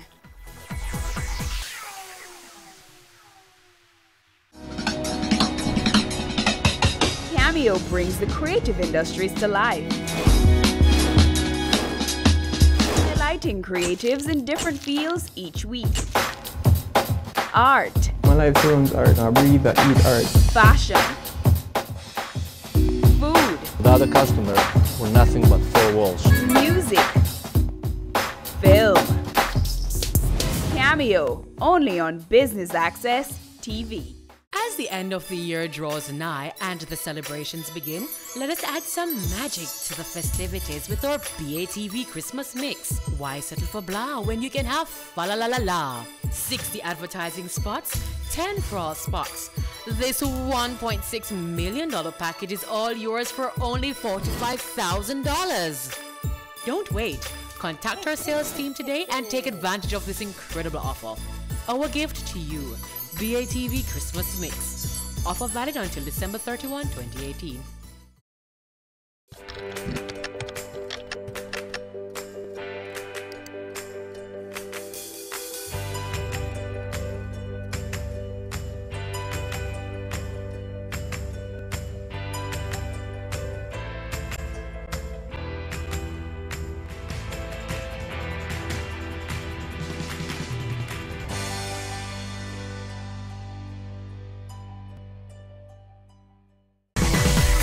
Having a corporate event, seminar, awards show, conference, product launch, workshop or expo? Business Access TV is here to showcase your event. Contact our sales department at 908-0919, 906-6357 or 908-2775 for more information. Business Access TV, serious about business.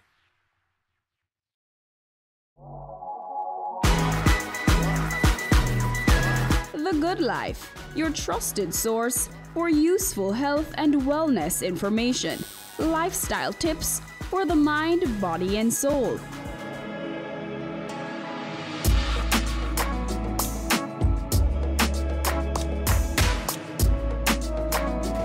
Tune in Tuesdays at 8:30 p.m. on Business Access TV.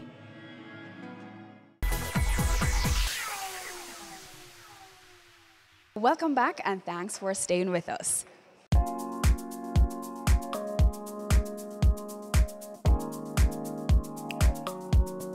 There are some students here, quite a number of students here. Why is it important that students attend expos of this nature?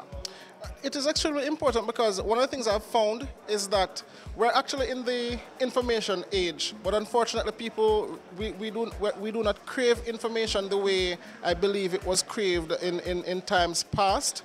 And so students are very much in that space now where they need to open their minds' eyes and become a little bit more familiar with what is out there in the world. And of course the industry that we're in now, and in particular the energy efficient industry, because it's going to be impacting all of us, whether it is from a household standpoint or if it is from a business standpoint, all of us will be impacted in some way, shape or form. And so that is why it is quite important for students to be here to get this knowledge today in terms of the industry and its forward movement.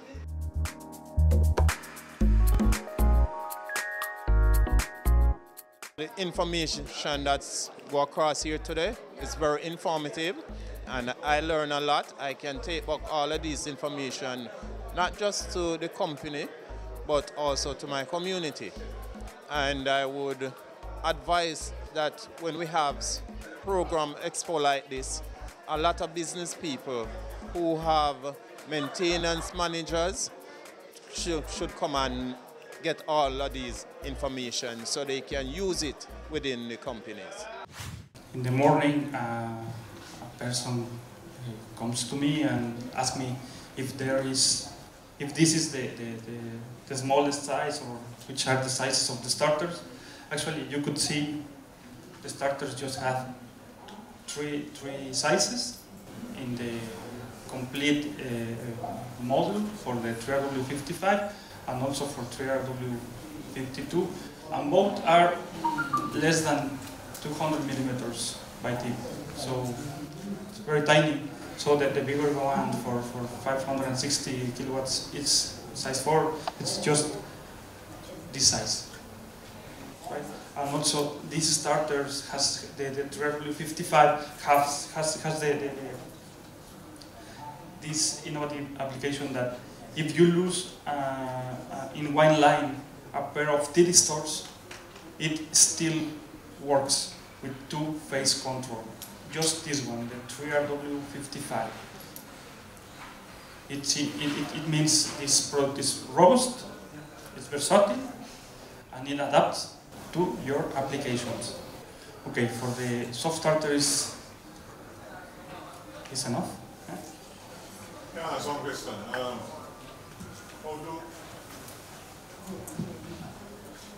How does the starter react to unbalanced input voltages? Actually, these starters has the possibility to measure line by line the current, and also it could set a protection against unbalance, phase failure, ground fault, and also it's a natural protection. It's overload on up to class 30 in this one. So since class 10A, it means 7 seconds at 8 times the nominal current, and it could it could protect against low voltage supply.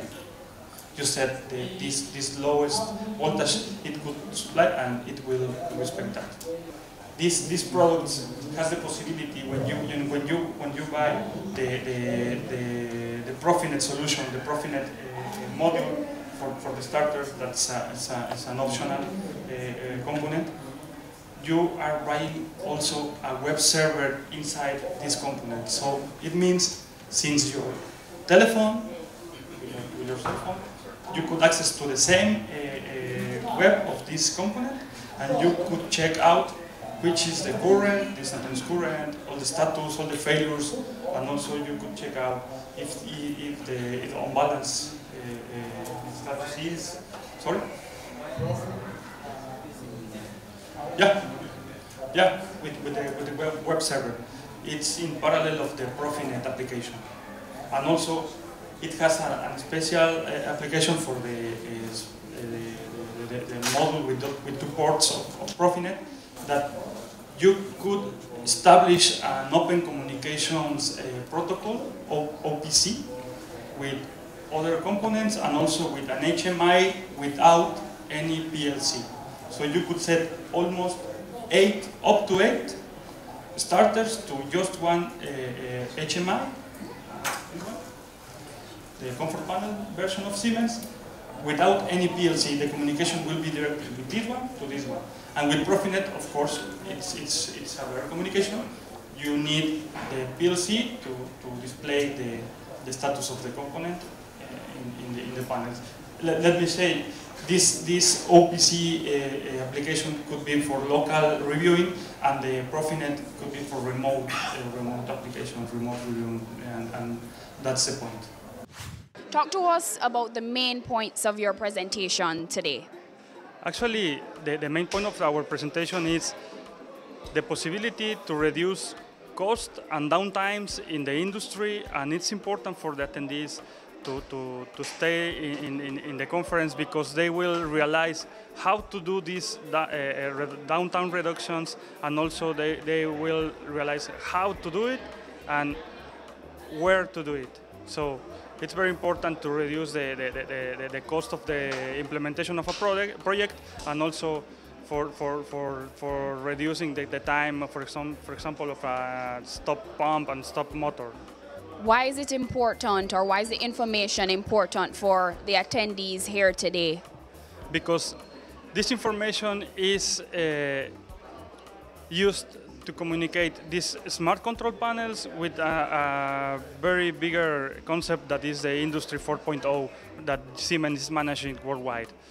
So they could see how it begins, and they will explain which the next steps of this concept. We take our final break, but don't go anywhere. We have more highlights for you after this. Ready for cable for as little as $100? Ready for no monthly cable bill? Ready for 10 TV channels absolutely free? Then pick up our Ready TV box at authorized stores for $4,500. Hook it up to your TV set, then top it up with Ready Credit for 1, 7, or 30 days. Buy now and get $1,000 free Ready Credit and start watching your favorite shows. Pick it up, hook it up, top it up. Ready TV. Prepaid cable TV when you're ready. Now serving Kingston and St. Catherine. Limited time offer while stocks last. Conditions apply. As the end of the year draws nigh and the celebrations begin, let us add some magic to the festivities with our BATV Christmas mix. Why settle for blah when you can have fa la la la la? 60 advertising spots, 10 fraud spots. This $1.6 million package is all yours for only $45,000. Don't wait. Contact our sales team today and take advantage of this incredible offer. Our gift to you. BATV Christmas Mix. Offer valid until December 31, 2018.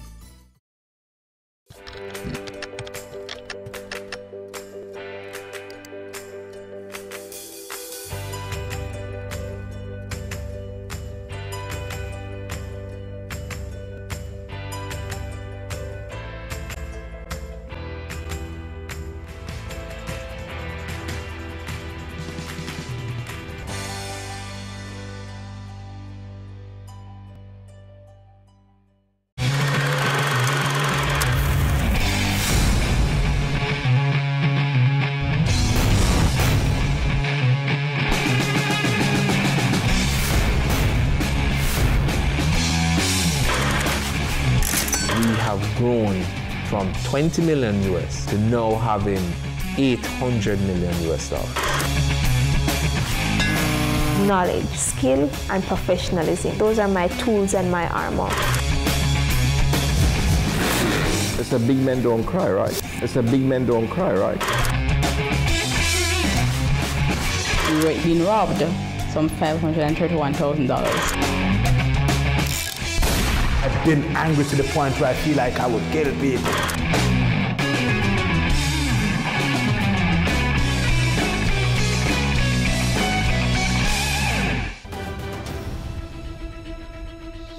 On the next episode of Weekend Business Report, reviving downtown Kingston with art and culture. That plus company news, the top business stories, and the latest stock market numbers from around the world. That's Weekend Business Report with me, Keneal Gale, this Saturday and Sunday.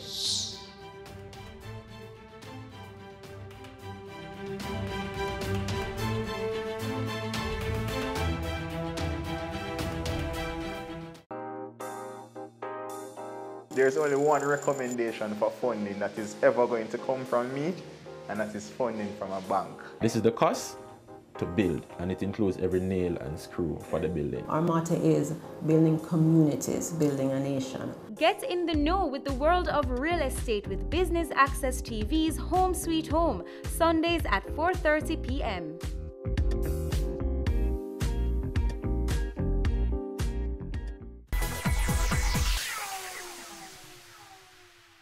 Thanks for staying with us. If you are just tuning in, we are here at the Electrical Expo. Please stay tuned for more highlights.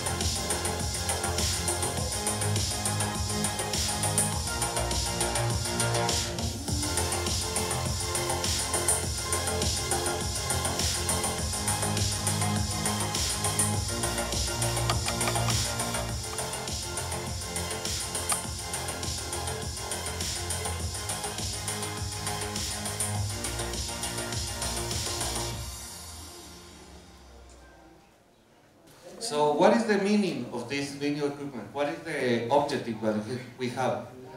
The first word is saving. We want to save money, we want to save space, we want to save energy. So this kind of equipment is going to make us a transparency to know how is our installation is. We established in this principle that is the energy saving. We want to identify, for me, in my plan to have an energy saving, I have to know how is the plant, how is the management of the plant, how is the energy flow, where is my potential of energy saving, and measure it. Or even if I making a saving, we are going to measure it to realize that it's okay. We are going to be focused on how we start a motor. We have to switch on a motor, we have to protect the motor, and the new tendency is monitor the motor. So this is the different kind of starter that we can find in the industry. We have a direct online, the most basic starter. We have a reversing starter. If I want to change the direction of the motor, we have a star delta. Why a star delta? You know that a motor, when it starts, is going to consume like 8 times the nominal current of the motor. So the induction motor is the most popular use in the industry because it has low maintenance and is very versatile. But it has the problem with the start. So all the way to start a motor is going to reduce the voltage that we administer to the motor when it starts. In consequence, we are going to get down the current of the start. Also, the torque of the motor is going to be reduced. So this is the way to start a motor, reducing the feed of the voltage. So the start delta is a start that you feed the 58% of the voltage in the start connection, and that's going to feed this 100% of the voltage in the delta connection. So you are going to be reduce the induction. You will find a different way to start a motor, but it's the same principle. You can start it with resistance, we start it with auto transformers, we can start it with star delta, or also with soft starter. But the principle is the same. Reduce the voltage to have less voltage, so you will have less current and less torque.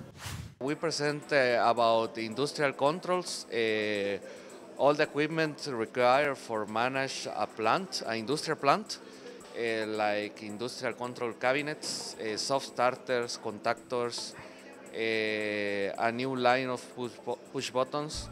Also, we present a new tendency that we call the Industry 4.0, that is the bringing the Internet of Things to the control of the industry. What are your thoughts thus far on the Electrical Expo? We hope that everybody goes from here with a new knowledge, and also we want to share all the experience that things and solutions that we do in other countries. So we will be the first step to start to implement it here in Jamaica. For those people who don't know, talk to us about Siemens and the brand overall. Actually, Siemens do like everything. We're in the distribution energy with the power generation. We are in control for industry, energy management, and also we have a division for medical equipment.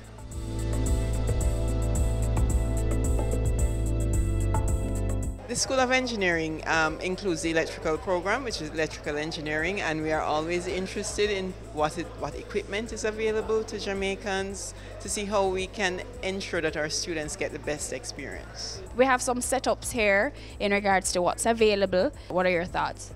This is good. This is showing me some of the equipment that I do need and that I'm interested in for some of my students, yes. Why is it important that students get involved and attend these types of expos? My students who are graduating currently are seeking employment, and it does help them that they know the types of equipment are available. I know some of them are going into business for themselves, and they need to be exposed to what is available in Jamaica. And it does help because a lot of my students have been looking externally outside of Jamaica to purchase equipment or even to get employment. And it's good for them to see exactly what is here if they're going into business for themselves, who could be their suppliers, and they can advise other persons as well. There are many individuals in Jamaica who want the products and services that Siemens and Nexans offer, but without a way of getting it here, and we found ourselves with the opportunity and we decided, hey, let's just go with it and showcase to Jamaica what is it that we can actually do for them. At Fostrich, our customers are always our main concern. We've always looked for ways in which we can improve the service and the product offerings that we have. And I think we pride ourselves on just being able to do that, and the fact that we have the customers at the forefront of our minds on any given day, which is every day of the week, because we're always looking for new and improved ways. And I dare say, because I don't think anybody can challenge me in this, that Fostrich is a trendsetter when it comes on to innovation and looking at finding products that are meaningful to how we live our lives and I mean, even with energy efficiency.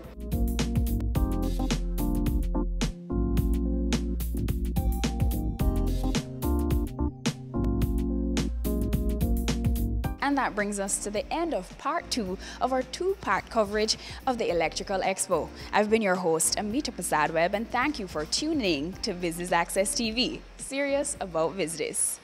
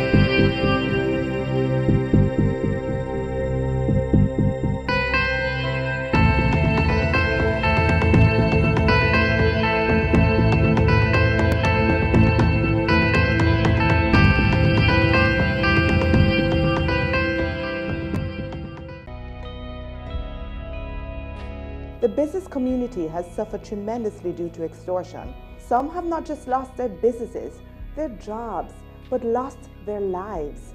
This is extremely impactful to the growth of our country and to the progress of our people. We are our brother's keeper. Let's put a stop to this. No more use of force. No more use of fear. No more extortion. No more.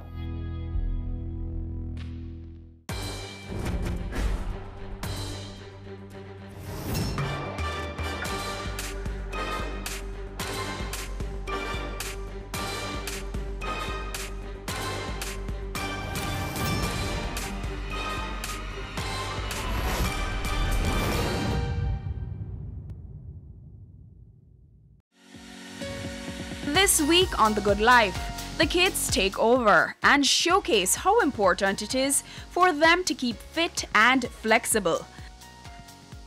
Learn how India Shirley manages her healthy lifestyle routine to pursue her gymnastic goals. Are you guys ready? Yeah!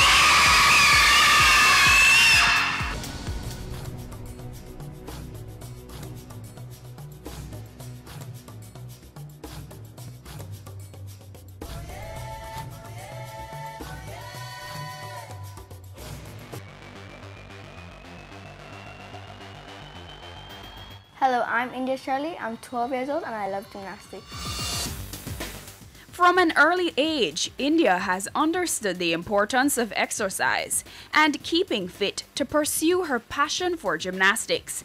She highlights how dedicated she is to her exercise routine to master this sport. I've been doing gymnastics for 3 years, but before that I did synchro for almost 4 years, but I didn't like it as much. Synchro is a sport. It's like dancing in the water, and you have to be able to like hold your breath under the water for long periods of time and do little like different tricks. So synchro is kind of like gymnastics but in the water. So that made me want to grow towards gymnastics more. So I moved on to gymnastics and I've loved doing flips and going on the trampoline ever since.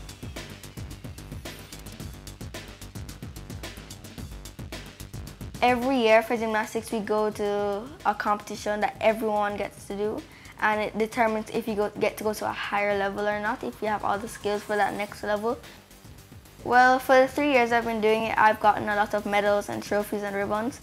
It's the national team, so you have to try out for the national team, and if you make it, you get to go to different competitions representing your team, Jamaica. So I've gone to like Barbados, Baltimore, and different places around the world.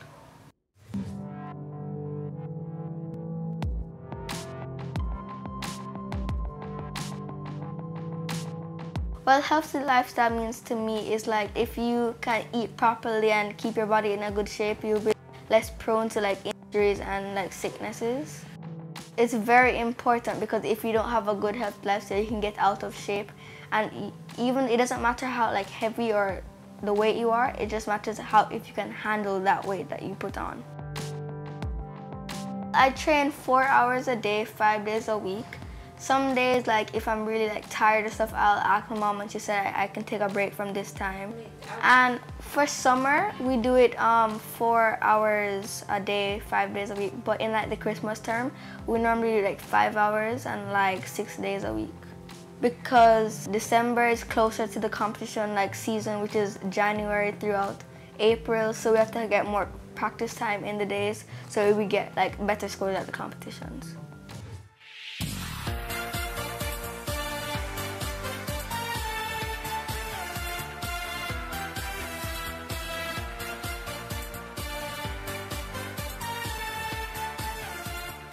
It's very important for kids to exercise because it doesn't really matter what age you are, you can still put on weight. And it's better to have an active like lifestyle when you're young, so when you're older you have like a routine that you know you can follow. Training is very hard sometimes. Some days you go there and feel like you can do anything in the world and it's easy and stuff. But other days you start crying and everything's just like hard and the pain, but you just have to go through it and try to push yourself. I was naturally flexible, but I need to start like pushing myself a little more because I'm losing some of that flexibility, but I'm still very flexible. In terms of skills, I've mastered like most of my tramp thing because tramp is like my favorite like event kind of things, but it's not a full event. The events are bars, beam, floor, and vault, but tramp is like a side event that helps you with like floor. But I'm better at tramp, so I like to do tramp, and I have more of my skills on that event. I'm naturally not as strong as other kids, so I had to put in more effort to try to get like the same strength capacity. So my mother is very involved with my gymnastics diet, which I love, so she'll be there to support me when I'm doing competitions or when I'm feeling down about gymnastics or like I can't get a skill. She'll be there to like encourage me to, yes you can, don't give up. Well, right now I'm pretty knowledgeable about like my lifestyle and stuff because, well, I train a lot and I like see other people doing stuff and see how they like if they have injuries or what they do to prevent injuries or how they practice every day. You shouldn't slack off on any days. You should always do your conditioning and stretches, and most importantly, never like eat too much junk food, because then that will like throw off all of the other things. For every day, you should like keep stretching, because you don't want your body to like tighten up, and then like in a specific skill like split jump, you won't be able to like fully extend your legs. So I noticed that a lot of kids these days are on their phones or iPad just watching YouTube or playing video games, but some of them, they could just go outside, run up and down, do jump rope, climb trees and all of that. I would encourage like kids just to do like simple splits or different like simple things that they could like understand what to do and just try to do every day, so that like later on in life they'll be like very flexible still.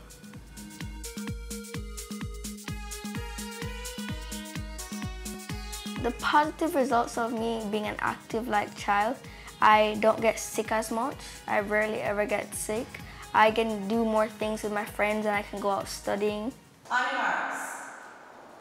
Get set. Go! Go, Dynamos! My family is very competitive. We like to like plank competitions or push-up competitions, and I also have a pull-up bar and a trampoline, so I like to do tricks on the trampoline or do like pull-ups or on the pull-up bar. Or my siblings and I would go outside and run up and down and play like hide and seek, but hide and seek tag, so you can run up and down and have fun.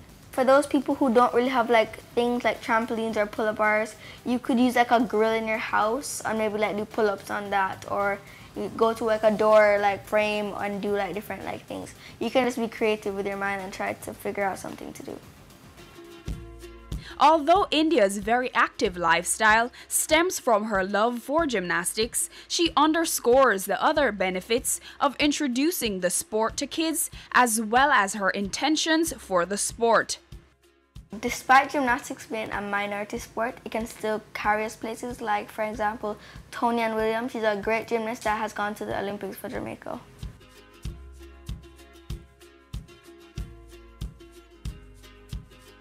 I think they should like put gymnastics in more schools, because it gives the children a sense of discipline as well as like flexibility and strength. Gymnastics doesn't really affect my like out of gym life, because I have a good time management, so I can do other like hang out with friends or study while I'm still doing gym. For some people, gymnastics is like a hobby or an activity they do, but for me, gymnastics is my life and I love doing it. So I hope that I can go to college gymnastics or the Olympics one day. When we return, we show you what India has in mind for her peers.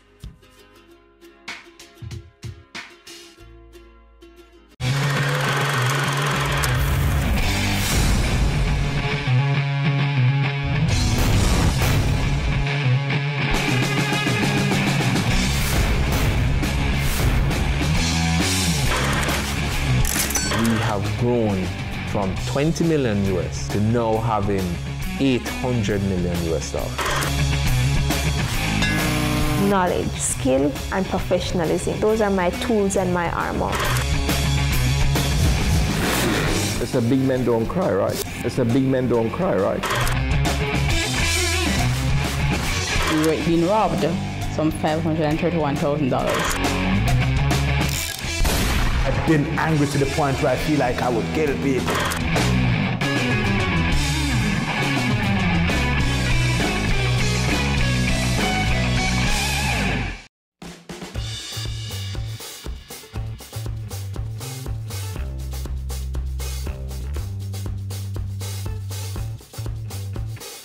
Guys, come on. If you're just joining us, it's all about exercise and fitness for kids, by kids. Today's instructor is 12-year-old India Shirley.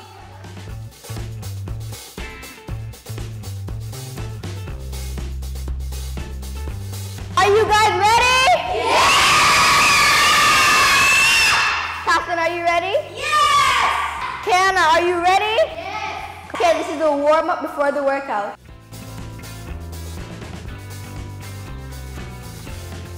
We're gonna do 5 exercises. The first one is a jumping jack. You guys already know what it is, but let me show you. Okay, ready? 20 jumping jacks, ready? Go.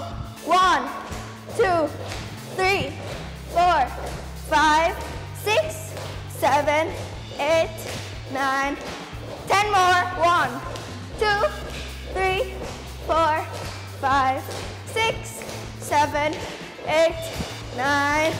Good job. Okay, that was really good, guys. We're gonna go on to the second one. It's mountain climbers.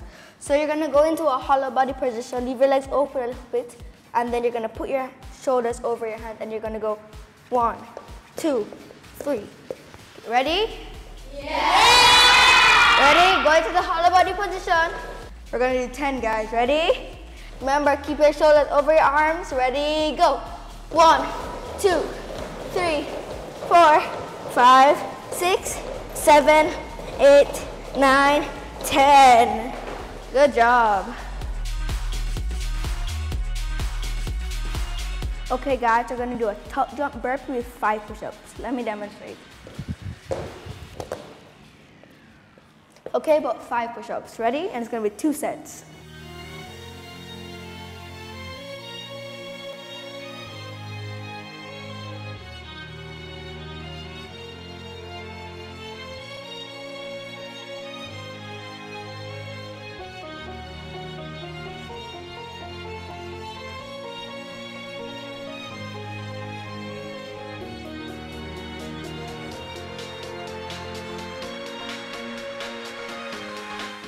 Okay, guys, the 4th exercise is called Russian twist.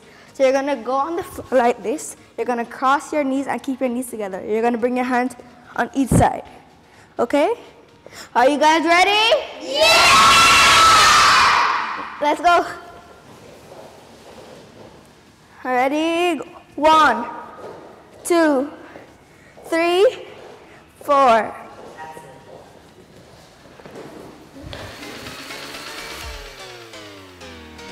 Okay, guys, this is the 5th and final exercise. It's gonna be V-ups. Make sure when you're doing it, keep your head up and your core tight. 1, 2, 3, 4, and stop. Good job.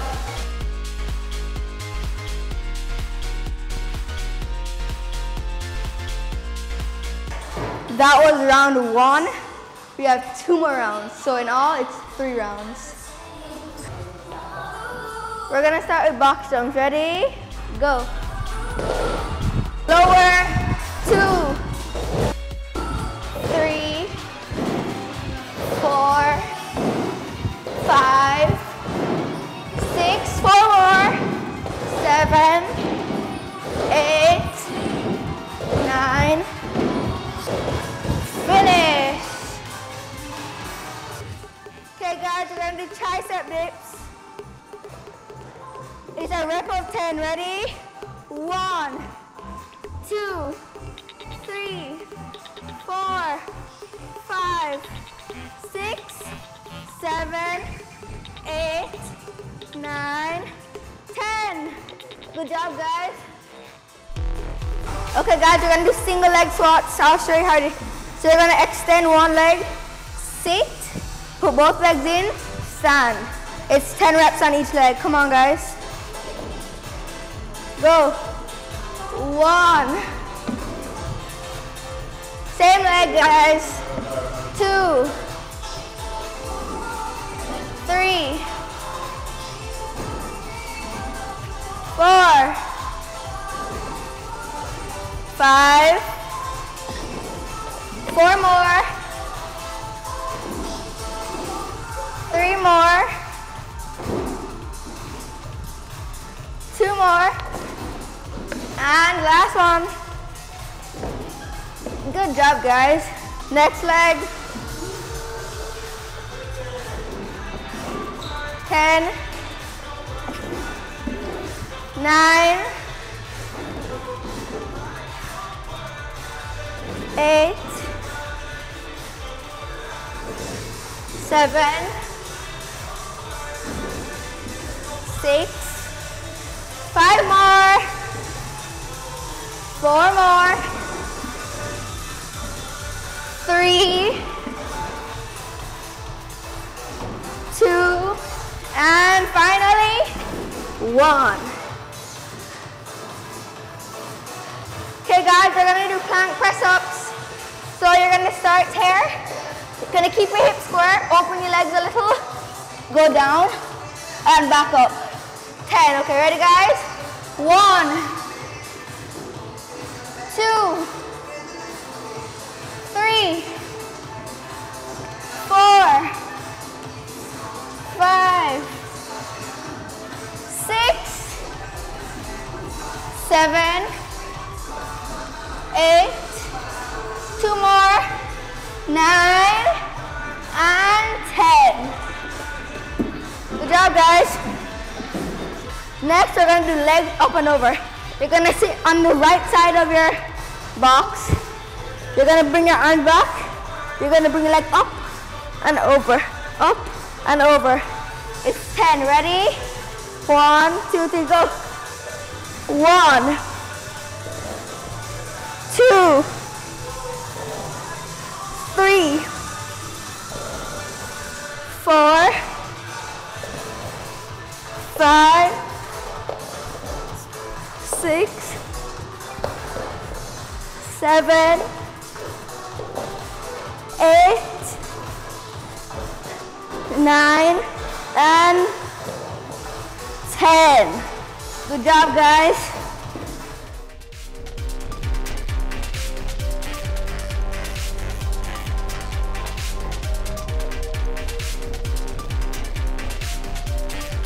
Exercise is very important to me because without exercise, then I wouldn't be able to do all the skills that I'm able to do. Apart from exercise, to keep fit, I eat healthy and not sit around and do nothing. I'm always on my feet. I think exercise is important because it makes you get fit. To be fit, I go to swimming and gym. Exercise is so important to me because doing a sport like gymnastics, which is very hands-on and in all areas you could get injured very easily, you have to do stuff to prevent injuries and also to keep the muscles strong. Most people are self-conscious about their body, and when they go to a beach, they would wear a one-piece instead of two-piece. If they exercise, they would be able to wear a two-piece because they wouldn't be self-conscious anymore. My mom always told me that you can eat all you want when you're a child, but when you grow older, like 20, you start to get the fat, and then you could get obese, and it would be too late to exercise, and you'd try everything and it might not work. Don't go anywhere. The Good Life will be right back.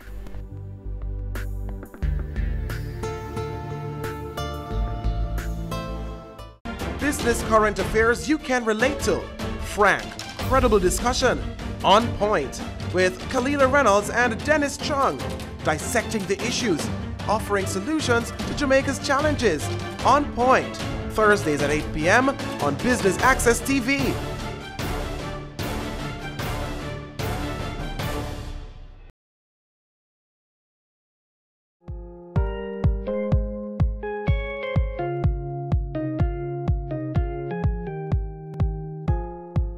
Welcome back to The Good Life. You would have missed 12-year-old India Shirley instructing her peers on a proper workout. Now let's continue and catch up with her mom, who shares her thoughts on the role parents should play in their kids' health and fitness.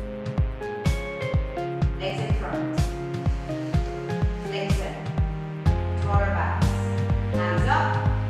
And hinge at the hips. Hi, I'm Shana McGraham Shirley. I'm one of the owners of Chai Studios, and today I'm known as India Shirley's mummy.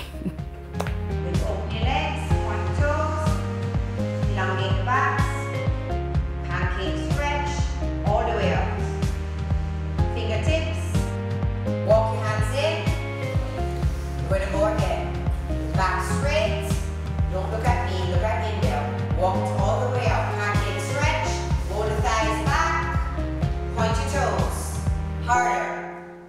Bring it in.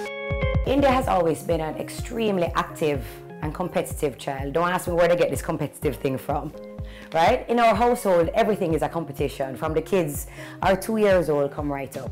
Back in the day, if you think about you and I when we were youngsters, we didn't have all these electronics. We didn't stay inside morning till night if it was a weekend.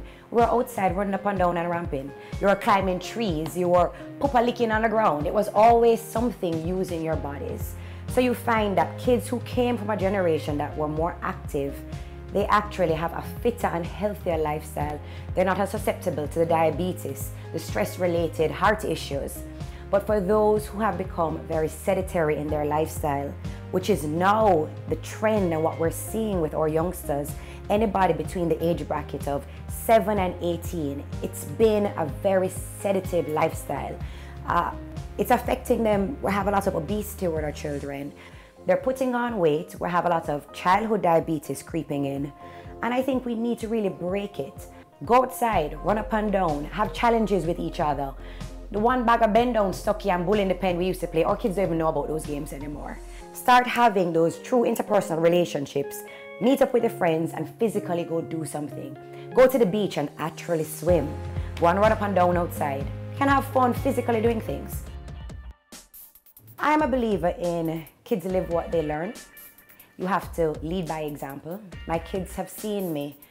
Since I started having kids, I became more physically active. Everybody raises their kids differently. In my household, I have 3 kids, 2 girls and a boy. One activity is mandatory. It's not up for, they can't choose. Oh, mommy, I don't want to do this. For my girls, they have to be introduced to dance. I find in my household, I think dancing gives great posture. It gives women great discipline. You don't have to be a professional dancer, but it gives a certain sense of security and confidence within a woman. So my girls all have to do dancing up until a certain stage. Yes? Now for my boy, he has to do taekwondo, another discipline sport. Whether he wants to continue it past his college years, that's up to him. But in my household, taekwondo is mandatory for him. Now outside of dance being mandatory for my girls and taekwondo being mandatory for my one boy, they also had to do swimming up until a point of competence. Competence is not just saving themselves. They had to master all 4 strokes. That's competence in my household. Then after those, they can choose any activity they want to choose. So with Indel, she chose gymnastics. With my son, he chose tennis. The youngest one, she's 7. She's now just trying to find herself. So she does both tennis and swimming and dancing. With that, when my kids choose a sport, I believe that they have to follow through. So you can't pick up a sport and 2 weeks after doing it, you're like, Mommy, I don't like it anymore, can I stop? No, you've chosen this sport, you're going to finish it for the term. I paid my money. You best believe you're going to execute, because they have to learn continuity. They have to learn if they pick up something, they have to see it through to an end. So they can choose one term, Mommy, I'm ready to try something else. So they have options, and then they have the mandatory sport that's part of, to me, their development. Everybody chooses what they want for their kids. It could be chess, it could be badminton, tennis, soccer, football, but kids have to know that they have to commit to something. Push that front foot forward more, guys. Drop your hips towards the ground. Now, hands towards the ground, you're going to slide into a front leg split. And slide. Flatten it, flatten it, flatten it. Back, your hand back, Good. Hold it. 5, 4, 3, 2, 1. Legs in front together. Close them. Good. Shake out your legs. Pertaining to gymnastics, it's still a minority sport. Very few schools overall are on board implementing it into their programs. But the president of our gymnastics association here, Nicole Grant, she's really pushing and getting it into some of the schools. So there are many of the primary schools right now that have started a gymnastics program. It's amazing to see what these kids are capable of doing with minimal to no equipment. When you see them doing flips and tumbles on concrete, it's admirable. Some of the schools, the primary schools and facilities, they'll even use a very thick broomstick and they support it by 2 ends and have the kids doing flips because they don't have bars. And when you see these kids up against kids who are at the gym facilities and they still compete in the same competitions, they do amazingly well, because when we talk about Jamaicans, we look about with Talawa, we just need an opportunity, any opportunity, and we can run with it. So with that being said, some of the schools need to just take more of a chance, implement, and unfortunately they can't do all events. They don't have the equipment to do the vault, tramp, beam, bars, but they can start with floor and do conditioning and flexibility. And that way it gives the kids an opportunity that maybe if they're sponsored, they can enroll in some of these gymnastics programs, like at Nishida's Gymnastics or any of the other small groups that we have here. To be honest with you, everything in Jamaica right now is expensive. You know, it's unfortunate, but every establishment, they have their overheads, they have the light bill, they have their rent to pay. So unfortunately, half of these places can't have a very low reduced cost. They still have to be able to be operational.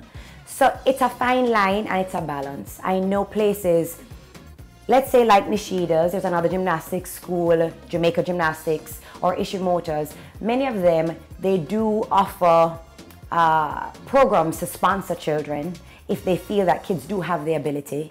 Despite that aspect, there is no reason why kids cannot be active. Even as simple as go outside and play with your children. When I literally play with my kids, you know, we're literally rolling on the grass outside. We're seeing who can do the longest plank, who can do how many push-ups, who can actually give mommy a piggyback ride. If them can't manage me, so two of them try lift me up. We just need to actually be more active and have fun. It does not have to be going to an established gym, going to a set-up facility that's teaching tennis and what have you. They sure you can fill up some empty water bottle and lift them up to build muscles. You don't have to put a dollar figure and buy big weights or fancy equipment. Learn how to use your body and get creative. There are absolutely no limitations to what you can do once you put your mind to it. Body weighted exercises, meaning using your own natural body weight, is just as effective and sometimes even more so than if you're going to be always picking up a weight. You need to learn how to handle your own body. A friend of mine, I won't scandal and call her name, she will say to me, Shandy, you know, every time I go to the bathroom, I squat 30 times before I actually sit on the toilet. Now, how practical is that? We all use the bathroom. Still wondering how to wheel kids in to be more active at home? What do you mean how you wheel them in? Wheel them in if you're washing clothes? You ever lift up a basket of heavy wet clothes to hang out on the line? You ever think how pained up you are after actually taking out all those wet clothes, wring it out with your hand and put it on the line? Give the kids more chores, it gives them responsibility, and believe me, that's a lot of exercise. Have them go and sweep up and rake up the yard. That's exercise right there. The constant picking down to pick up all leaves and put them in a plastic bag. That's exercise right there. Get creative. You get your house clean, you don't have to pay a helper, and the kids get exercise and a sense of responsibility.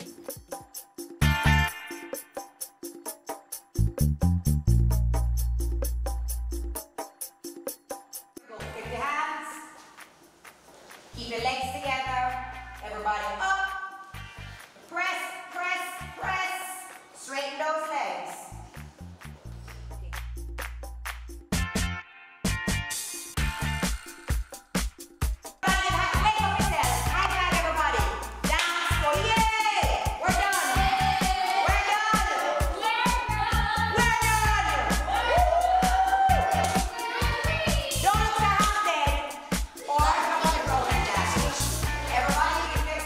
And that's it for The Good Life this week, highlighting exercise for kids by kids. Keep fit, guys, and thanks for watching.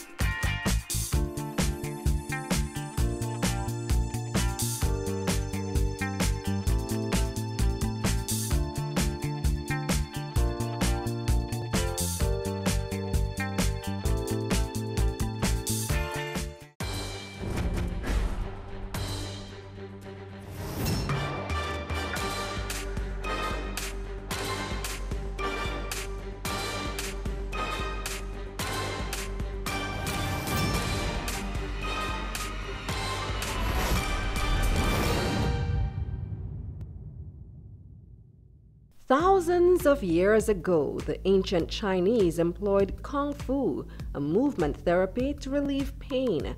The Greek physician Herodicus described an elaborate system of gymnastic exercises for the prevention and treatment of disease in the 5th century BCE, and the Roman physician Galen described interventions to rehabilitate military injuries in the 2nd century CE.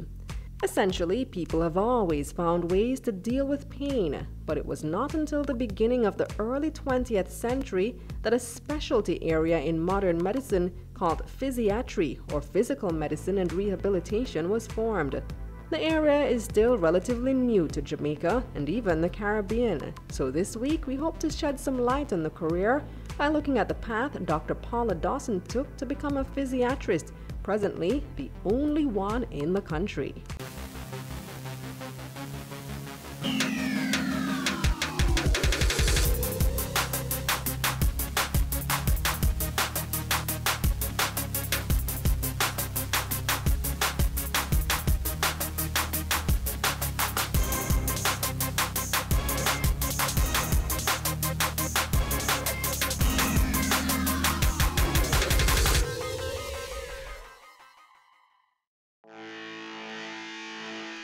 My name is Dr. Paula Dawson, physiatrist, physical medicine and rehabilitation physician. I am the medical director at the Rehabilitation Institute of the Caribbean and a consultant and lecturer at the University of the West Indies.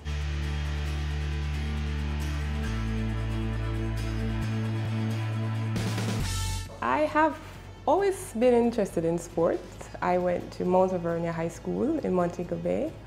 Yeah, Mount Alvernia. And then I did sixth form at Immaculate. Thereafter, I went to the University of the West Indies for my first degree in biochemistry and zoology. And I was always active in sports. I got Champions Sports Woman of the Year. I captained the football team. I did track and field, hockey. I mean, I was the person that if you need somebody to pick up a sports team, go call Paula. As with many of us, it's the love and passion for things in our youth that propels our career decisions. Dr. Dawson found the perfect marriage between sports and medicine. For me, sports, the physical body was an important part of what I would want to do as a career. And I've always loved medicine, and I knew medicine was what my passion was going to be. Once I completed medicine, everyone specializes thereafter, and because my love was sports movement, I found physiatry. Physiatry was not known in Jamaica. It's still kind of unknown. It's more commonly found in first world countries like the United States and the UK, Canada, and Australia.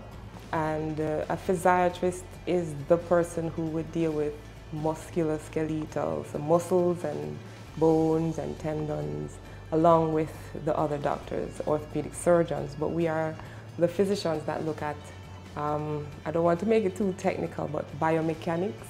And so, for example, if you have a knee pain or back pain, we can diagnose it. We have a great medical school, so most people could diagnose what it is. But what a physiatrist will do is diagnose why you got it and how to prevent it. And so we are like movement musculoskeletal specialists.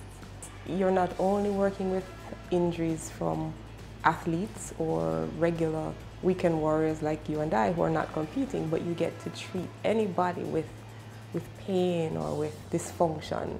And so you kind of bring that person back to their maximum within the limitation of the disease. So if you have one leg, we will figure out how to get you a prosthesis so you can run if you have to. If you have a stroke, we will figure out how to get that side of the body that's weak or the language. If you have pain, I specialize in neck and back pain.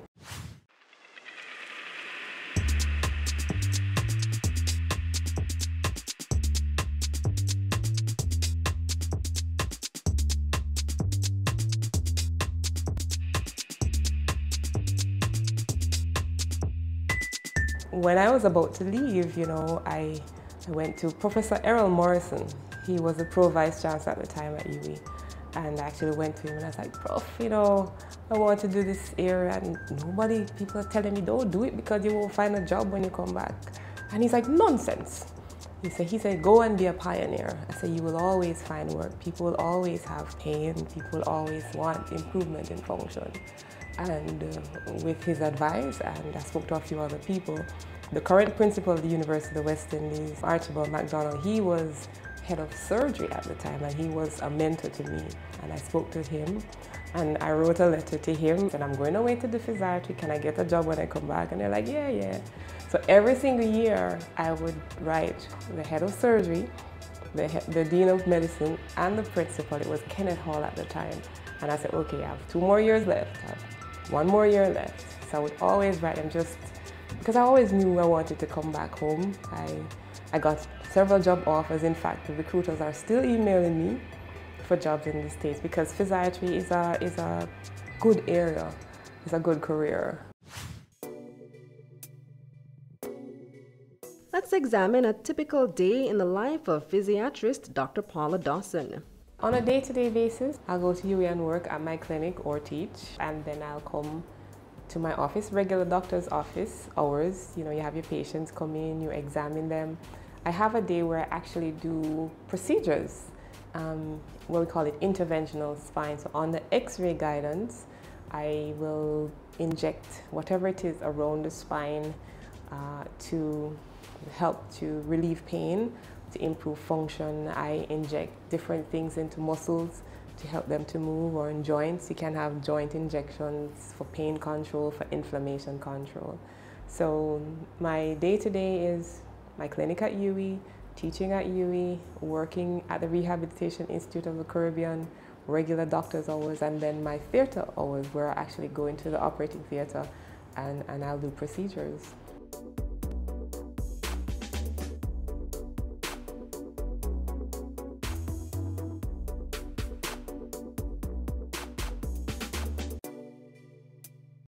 I'm now at 129 Pro, the suites. It's an operating theater. My spine procedures, the epidural steroid injections, are done in an operating suite where you have a sterile condition and a C-arm, which is a special type of X-ray machine to help you to see where you're going so you can put the medication safely in the spine. I also do the procedure at the University of the West Indies through the Tony Swaits wing as well. All right, so today we're here at the suites.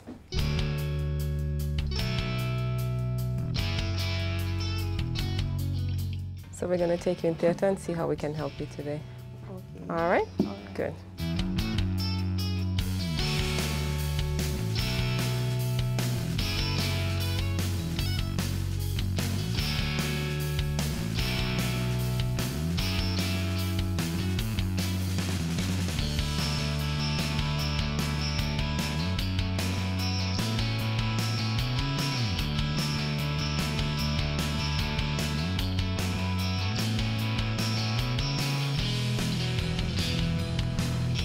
Go. All right, good. Good job. How are you feeling? Good. Yes. Any pain? No. Good. How was it? Good. Excellent. Coming back to Jamaica, everyone's like, Fizzy who? Fizzy what? Are you a physiotherapist? Are you a medical doctor? I have the health insurance up to this day, telling patients who claim when they come to see me that I'm not a medical doctor after 8 years. Business current affairs you can relate to. Frank, credible discussion. On Point with Kalila Reynolds and Dennis Chung. Dissecting the issues, offering solutions to Jamaica's challenges. On Point, Thursdays at 8 p.m. on Business Access TV.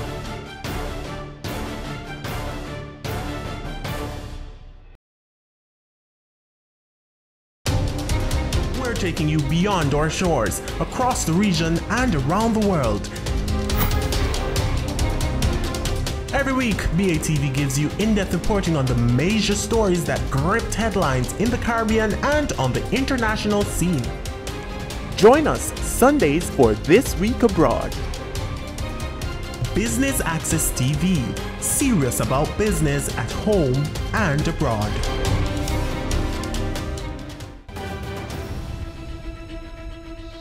On the next episode of Weekend Business Report, reviving downtown Kingston with art and culture. That plus company news, the top business stories, and the latest stock market numbers from around the world. That's Weekend Business Report with me, Kenil Gale, this Saturday and Sunday.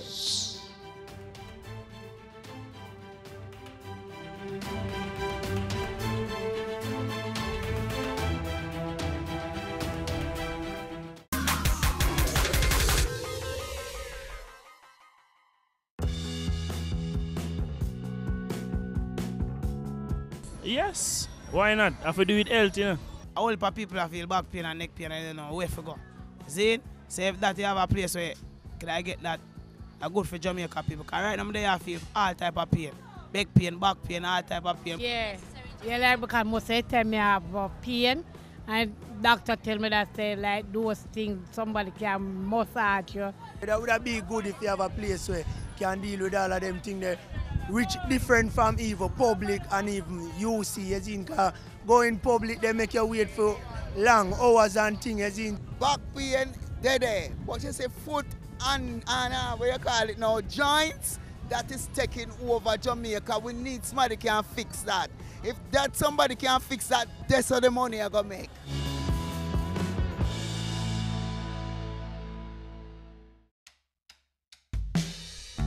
Specialization in the area of physiatry is still not offered in the country, but here are the basic steps should one desire to follow the path Dr. Dawson did. A physiatrist is a medical doctor who did residency training in physical medicine and rehabilitation. So you first complete your medical degree. We don't have a residency program for physiatry in Jamaica. So I did my residency in the United States, 5 years, 4 years doing the basic musculoskeletal rehabilitation training, and then an extra year in spine sports medicine and musculoskeletal rehabilitation. So once you have a medical degree, if you want to get into the US system, you do what they call the USMLEs. Right, so it's a United States Medical Licensing Examination. My time it was like 3 exams. They call it step 1, step 2, and then a practical exam. And so I did that over a period of about 3.5 to 4 months. So you do step 1, it's computer-based. You can actually do it here in Jamaica if you want. I actually did mine in Florida.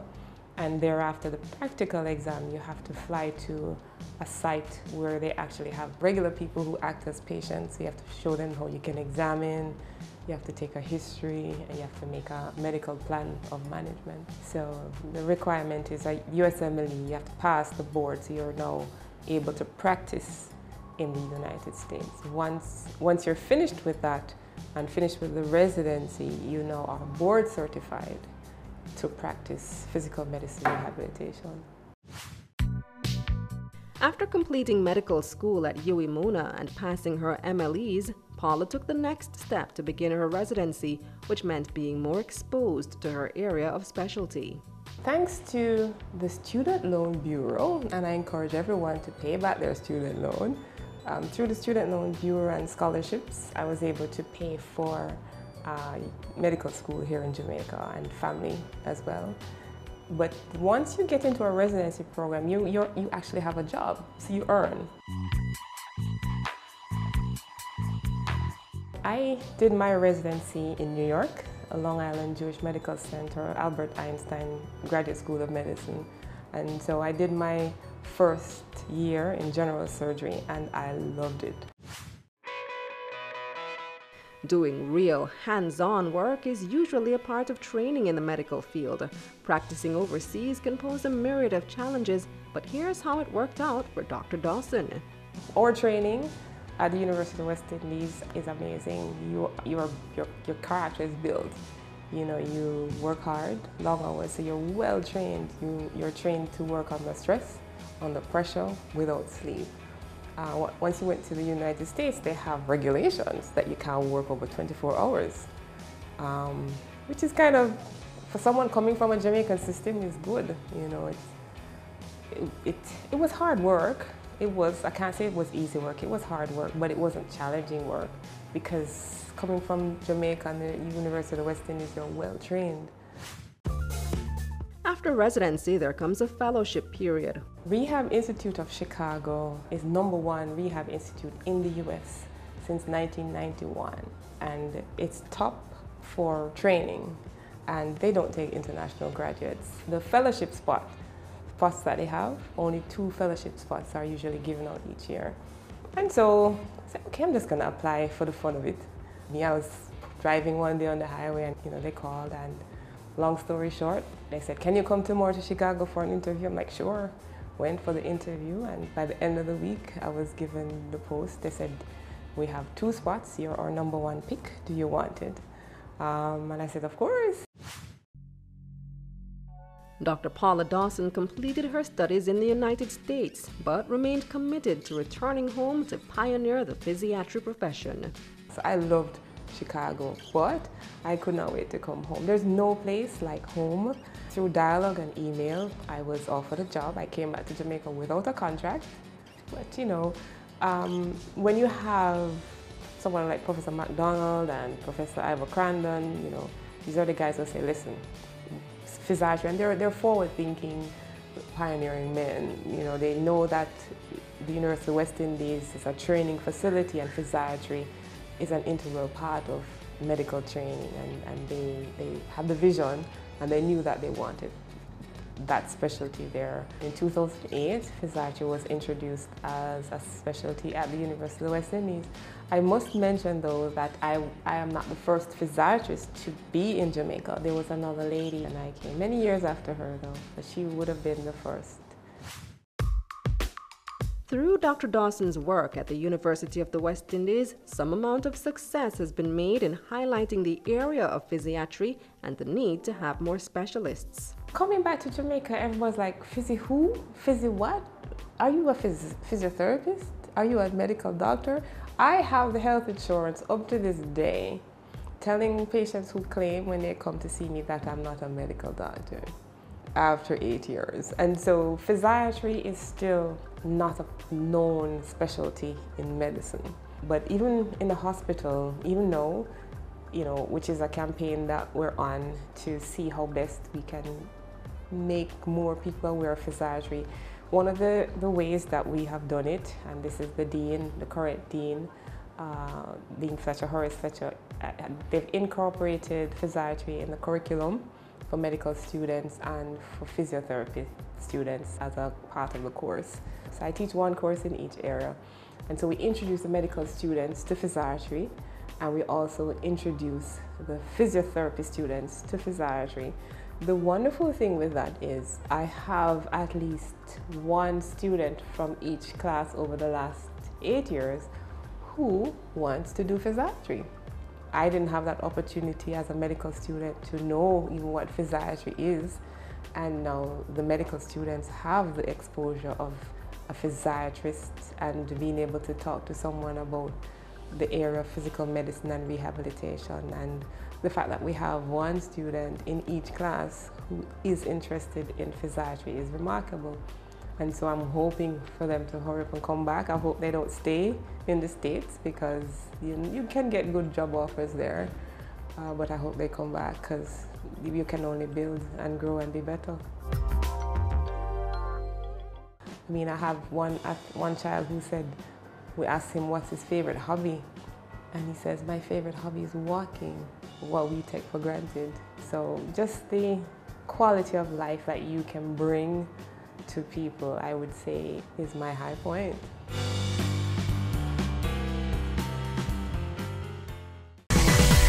Having a corporate event, seminar, awards show, conference, products launch, workshop or expo? Business Access TV is here to showcase your event. Contact our sales department at 908-0919, 906-6357 or 908-2775 for more information. Business Access TV, serious about business. As the end of the year draws nigh and the celebrations begin, let us add some magic to the festivities with our BATV Christmas Mix. Why settle for blah when you can have fa-la-la-la-la? 60 advertising spots, 10 fraud spots. This $1.6 million package is all yours for only $45,000. Don't wait. Contact our sales team today and take advantage of this incredible offer. Our gift to you. BATV Christmas Mix. Offer valid until December 31, 2018. Cameo brings the creative industries to life. Delighting creatives in different fields each week.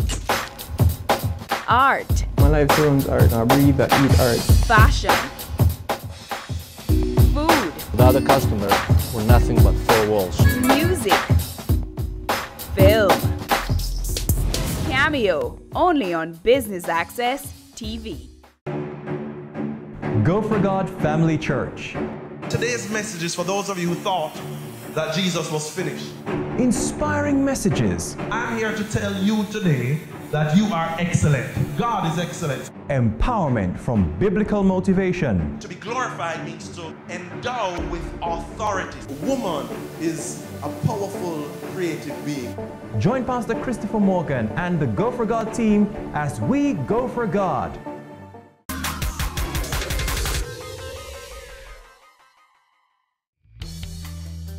This week on Career Moves, we've been taking a look at the field of physiatry, which is still relatively new to the Caribbean. So having completed studies overseas and come back home, where can one find jobs and what will the remuneration be like? Would it be worth it? There are 3 physiatrists in the Caribbean. Actually 4 now, one finished last year. 2 in Barbados, 1 in Jamaica and 1 in the Bahamas. And you will not find, per se, a job vacancy advertised for a physiatrist in the Caribbean. It's a team approach, so you work with orthopedic surgeons, you work with neurosurgeons for the better quality of care for the patients. And you tend to find physiatry more where you have an academic setting. And so in Barbados, that's why you have 2. You have the Faculty of Medicine there. Bahamas, the University of the West Indies will have a site there as well. And so you find the more specialized area of medicine where you have more academic influence, medical academic influence. The physiatrist in Bahamas works with her husband, who's an anesthetist. The 2 in Barbados, one does primarily prosthetics and orthotics. So he specializes in limbs, artificial limbs. And as I told you, physiatry is an area you can go any direction. So he loves, and he's very good at prosthesis. The other one is a sports medicine physician as well. For me, I love managing back pain. I think back pain has been, an enigma to some people, patients. Many times they're like, I can't get over this back pain. But for me, the approach to back pain is basic. It's a stepwise approach. And majority of patients will fall somewhere within that treatment. My facility, where I'm the medical director, Rehabilitation Institute of the Caribbean, we have a full team of rehab specialists. We have physiotherapists, occupational therapists, we have a neuropsychologist, the nutritionist. So we have the team that will work with the patients along with the physiatrist. I'm not a therapist, but I work with very skilled therapists. And it's always a team approach. And ultimately the goal, whether you have pain or weakness or loss of use of some part of the body, the ultimate goal is better quality of life. As a physiatrist, remember first and foremost you're a medical doctor. And the remuneration for medical doctor, that's public knowledge that doctors can earn enough to live relatively comfortably. Physiatry is an area of need. People will always have pain. People will always be injured. People always look for more ways or better ways to be treated. And so you will always have people who will be seeking the services or the medical care from a physiatrist. In the last 8 years, Dr. Paula Dawson has made significant contributions to the field and spreading awareness. The high points of my career, I was invited once by the North American Medical Association to present in Hawaii in their annual conference on management of back pain. I love to teach, and so teaching and presenting at conferences, I would say, are my high points. I was given an award by Racers Track Club because I work with some of the athletes. I work with many of the professional teams, high school, non-professional teams as well. I've traveled with the national track and field team a few times in World Championships. 3 times per year we work with Bustamante Hospital for Children. We also have a team at UWI. So although my super specialization is muscles and movements and sports medicine and pain, back pain, I do see a lot of children. I see stroke patients for rehab. I see spinal cord injury patients. I see patients who've had cardiac events because you have cardiovascular rehabilitation. And just the look on especially the children's face when, we have a little child and several kids who, program with cerebral palsy, they can't walk. And once they get the injection or the braces or the surgery and they're walking now, I have one child who said, we asked him what's his favorite hobby, and he says, my favorite hobby is walking, what we take for granted, so just the quality of life that you can bring to people, I would say, is my high point. Notwithstanding various high points that one can experience by practicing physiatry in Jamaica, there will be one major challenge that's yet to be fully overcome. Challenges that you may have for physiatry in Jamaica is the lack of knowledge of what physiatry is. And I have colleagues, very close friends of mine, who will say, what you do again? You do that? So it's just the information of knowing what you do. And so we always try to educate through UWI or the papers or like Business Access TV to kind of show what physiatry is. Some people call it physiatry, some people call it physiatry. So one challenge is knowing what the specialty is. The second challenge is putting a team together. You have to talk to each other, you have to work with each other, and that can be challenging sometimes. There's always HR issues when you have many people in one place, but once you have a group of people who have the same goal, which is the patient recovery, you will always have a great team, and your outcome will be a good one. My personal goal is similar to what one of my mentors says, where the area of general medicine will save people's lives, but physiatry will add quality to those years. And one of our slogans here at the Rehab Institute of the Caribbean, which is my slogan, is we provide medical care for function and performance. And so medical care functionally for whether an athlete or an old lady who just wants to go out in her garden, for you to be able to drive comfortably, to walk comfortably. So I provide medical care for function and performance, so painless, comfortable function. I say for young people and medical students or residents who want to switch to physiatry, I'd say it's a great area. When you have a team, you'll be stronger, so I'd say train, come back, let's form a team, and let's make it better.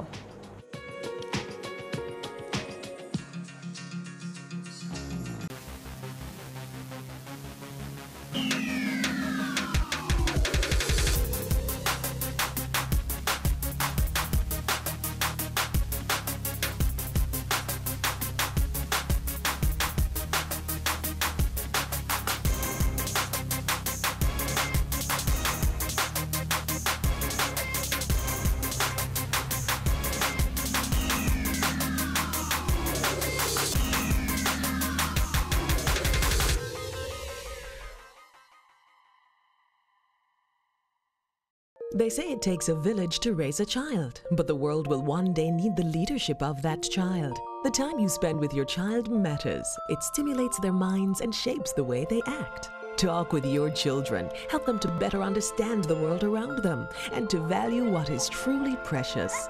Above all, the most valuable gift you can give them is love. Play, talk, teach, love. Take the time.